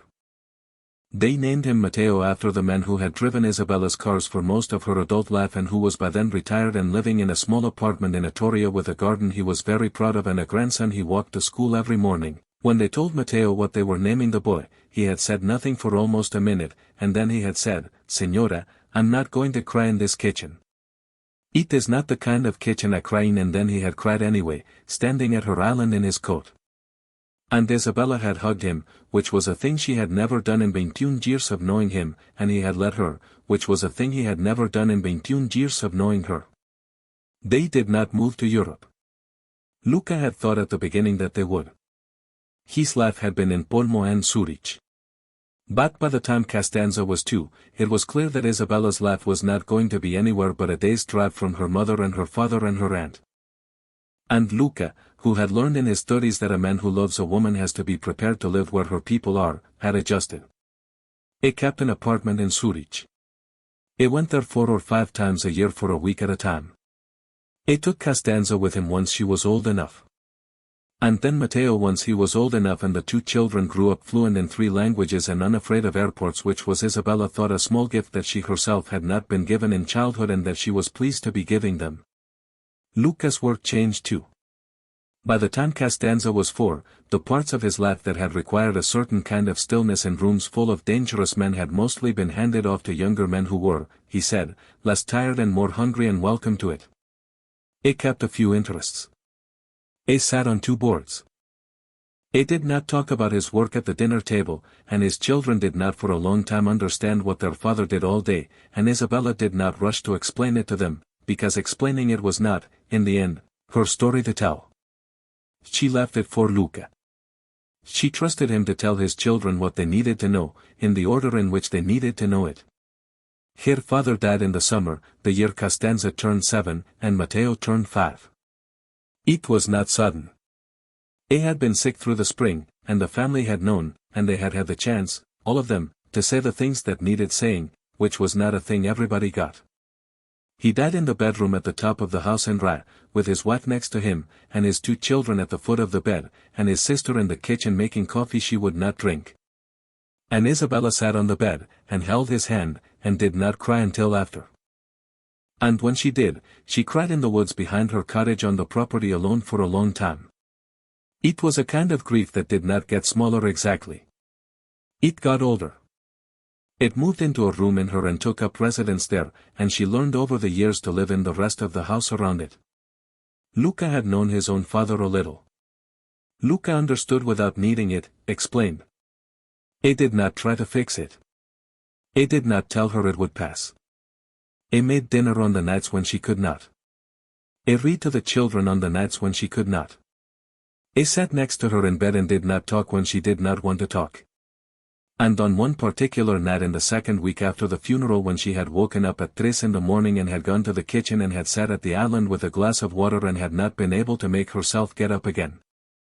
He had come down in his bare feet and his undershirt and he had sat next to her on another stool and he had said Belle. And she had said I know. And that had been the whole conversation. Her mother came to live with them in the city. The next winter. She would not admit she was lonely, but she was lonely. And she would not admit the big house in Rio was too much for her. But it was too much for her. And Isabella and Luca had moved her into a bedroom on the top floor of the village house that they had been keeping empty. They now realized for exactly this purpose all along. Her mother brought 4 suitcases and a small wooden crucifix that had been her own mother's and the framed black and white photograph of Marco Bargi at 26 pulgadas Azul at a restaurant in Napoli that had hung in the dining room in Rio for 51 years. She put the photograph on the dresser in her new bedroom. She did not take it down again. Aunt Paula did not move in. Aunt Paula died those years after Isabella's father in the condo in Yonkers in her own bed during an afternoon nap, which was the way she had always said she wanted to go and which the family agreed was the only possible way a woman like her could have gone. At the funeral, Isabella's mother had laughed and cried at the same time in the front pew because a man in the row behind them had said something about Paula having been a handful, and Teresa had turned around and said without lowering her voice, "She was not a handful, Angelo. She was a full-course meal and you were never man enough to finish it," and the whole pew had broken. Years sleep. Costanza at 15 announced that she was going to be a lawyer. Mateo at 13 announced that he was going to be a chef. Luca at 54 announced that he had started going gray at the temples and that he was for the first time in his life considering a hat. Isabella at 48 published her 6th novel, which was about an old man who dies slowly in a house in a suburb of New York surrounded by the people who love him, and which she had dedicated in 2 words to Papa. She cried again when she wrote the dedication. She decided she did not mind that she had cried about Ryan. She thought from time to time and less often as the years went. She did not hate him. She had not hated him in a long time. The first year after the gala, she had been in private unforgiving. A kind of low cold quietness about him in her chest that she did not share with her husband and did not need to because Luca understood it and let it sit where it needed to sit. The second year it had begun to thin. By the 5th year, it was mostly gone. She heard now and then how he was doing. He had sold the company, which had not been his to sell, and which he had ended up owning a smaller piece of anyway. At the end of the leave, he had moved into the smaller apartment and had stayed there. He had not remarried. He had dated quietly 2 women over the course of a decade, a teacher and then a doctor, and neither of them had become anything public. He worked, from what Helena Brandt mentioned once in passing, for a small non-profit that did something with literacy in prisons. He did not put his name on anything that did not need his name on it. He had, Elena said, become a kind of person nobody had expected him to become, which was the kind of person nobody had to think about very often. Isabella was glad of that in a distant, impartial way. She did not feel that she had been responsible for the becoming. She did not take credit for the becoming, but she was glad it had happened in the way you are glad that somebody you used to know has stopped being the worst version of themselves, regardless of what the current version looks like or whether you will ever meet it. 12 years after the night at the Monte Verde, a Saturday in a different January, Isabella was standing at the window of the kitchen in the West Village house, washing lettuce for dinner. Costanza was in college in Providence and was on her way down on a train. Matteo was in the living room doing something on the couch that involved 6 cookbooks open at once. Luca was out back in the small garden, which was covered in snow, doing something with the shovel that her mother was yelling at him through the kitchen window about. The water ran over the lettuce. The light outside was going blue. Isabella watched her husband in the garden and her son on the couch and her mother at the kitchen table with her hands folded over a cup of tea, and she thought, not for the first time, but maybe for the clearest time, about the woman she had been on the night she had walked into the Hartwell Gala. That woman had been 33 years old. That woman had been wearing platinum silk and 2 pear-cut diamonds in a gown she had rehearsed in a hotel bathroom for 6 hours. That woman had believed at the time that she was walking into a ballroom to take something apart. And she had taken something apart. She had walked into a room and dismantled a public laugh with very few words in front of people who would remember it for the rest of their own lives. And if the story had ended there, it would have been a good story and a satisfying one, and Isabella would not have been ashamed of it. But the story had not ended there. That was the part she understood now that she had not understood then. A woman who walks into a ballroom to take a laugh apart can walk out again with the pieces in her hands and realize slowly over a long cold winter that the pieces are not what she wanted. What she wanted was never the pieces. What she wanted was a different laugh. You do not get a different laugh from taking the old one apart. You only get an empty place where the old one used to be. The different laugh comes, if it comes, from what you put in the empty place after. She had put a lot of things in the empty place. She had put a novel and then another one. She had put a marriage, the real kind, not the performed kind. She had put a house with old floors and a shelf Luca had hung in an afternoon. She had put 2 children. She had put a mother in a bedroom on the top floor. She had put Sunday mornings in the woods. She had put a grief that had come to live with her and that she had made room for. She had put a father's voice in her head that she still heard most days saying saying brava saying don't punish herself by doing it alone. She had put all of those things in the empty place where her old laugh had been. And together over those years they had become a laugh she had not imagined on the night she walked out of the Monte Verde. That night she had imagined only victory. Victory, it turned out, had been a small thing. It had been 2 hours long. It had ended when she got into the back of a black car on Park Avenue. What came after was the life, and what came after was not victory, because victory was the wrong word for it. Victory was a word for something you did to somebody else. What came after was something you did for yourself. Quietly over a long time, with the help of a few people who had been paying attention, she turned off the water. She shook the lettuce out in the colander. Being here, her mother said in Italian that the lettuce did not need to be washed that long. She said it every Saturday. Isabella had washed the lettuce that long every Saturday for 12 years. Neither of them was going to change. The back door opened. Luca came in with snow on his boots and snow on his shoulders, and his face wreathed from the cold. Your mother, he said, is going to make me split that wood in June, in July, and in August if she keeps yelling about the shovel. She's going to make you split that wood in June, in July, and in August anyway. I know you're going to do it anyway. I know, Luca. Yes. Come here. It came over. He put his cold hands on the small of her back for a second, and she yelped and then laughed. And her mother from the table, said Madonna.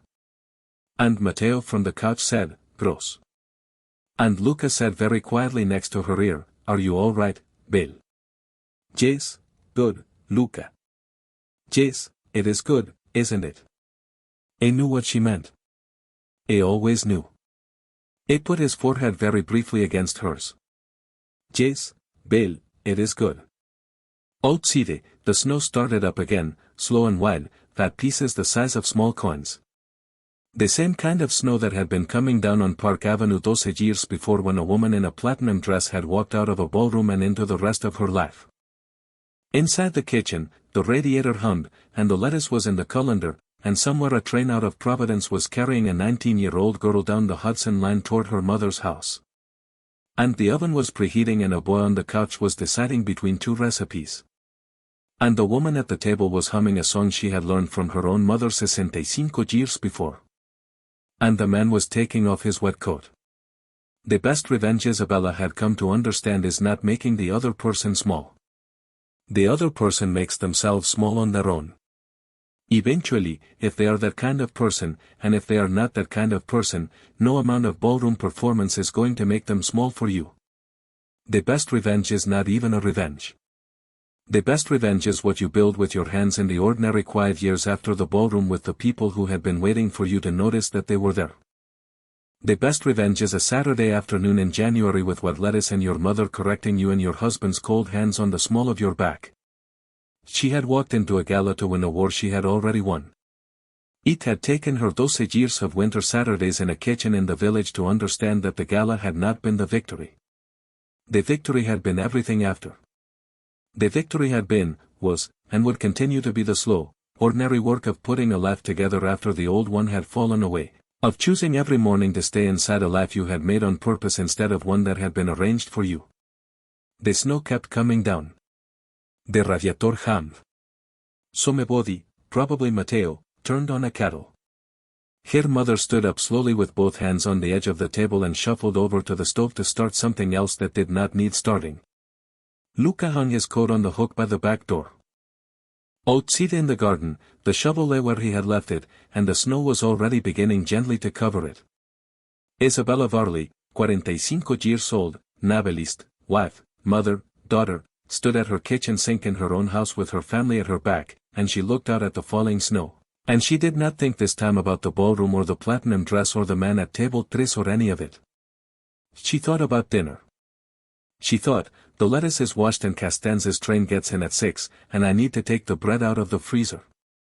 That was the real ending. That was the one nobody tells you about when you are 33 years old and planning your entrance. The story you are building is not the one you walk into a ballroom to tell. The story you are building is the one in which one ordinary Saturday 12 years later you stop having to tell the ballroom story at all. And that in the end was the thing she had rebuilt. Not an empire, not a kingdom, a kitchen, a family, a life so quietly good that the loudest night of it had faded over a long time into a thing that had happened once a long time ago to a younger woman she still remembered with a certain fondness the way you remember a friend who helped you move one summer and then moved away herself and whom you thanked later when you were finally settled for everything she had.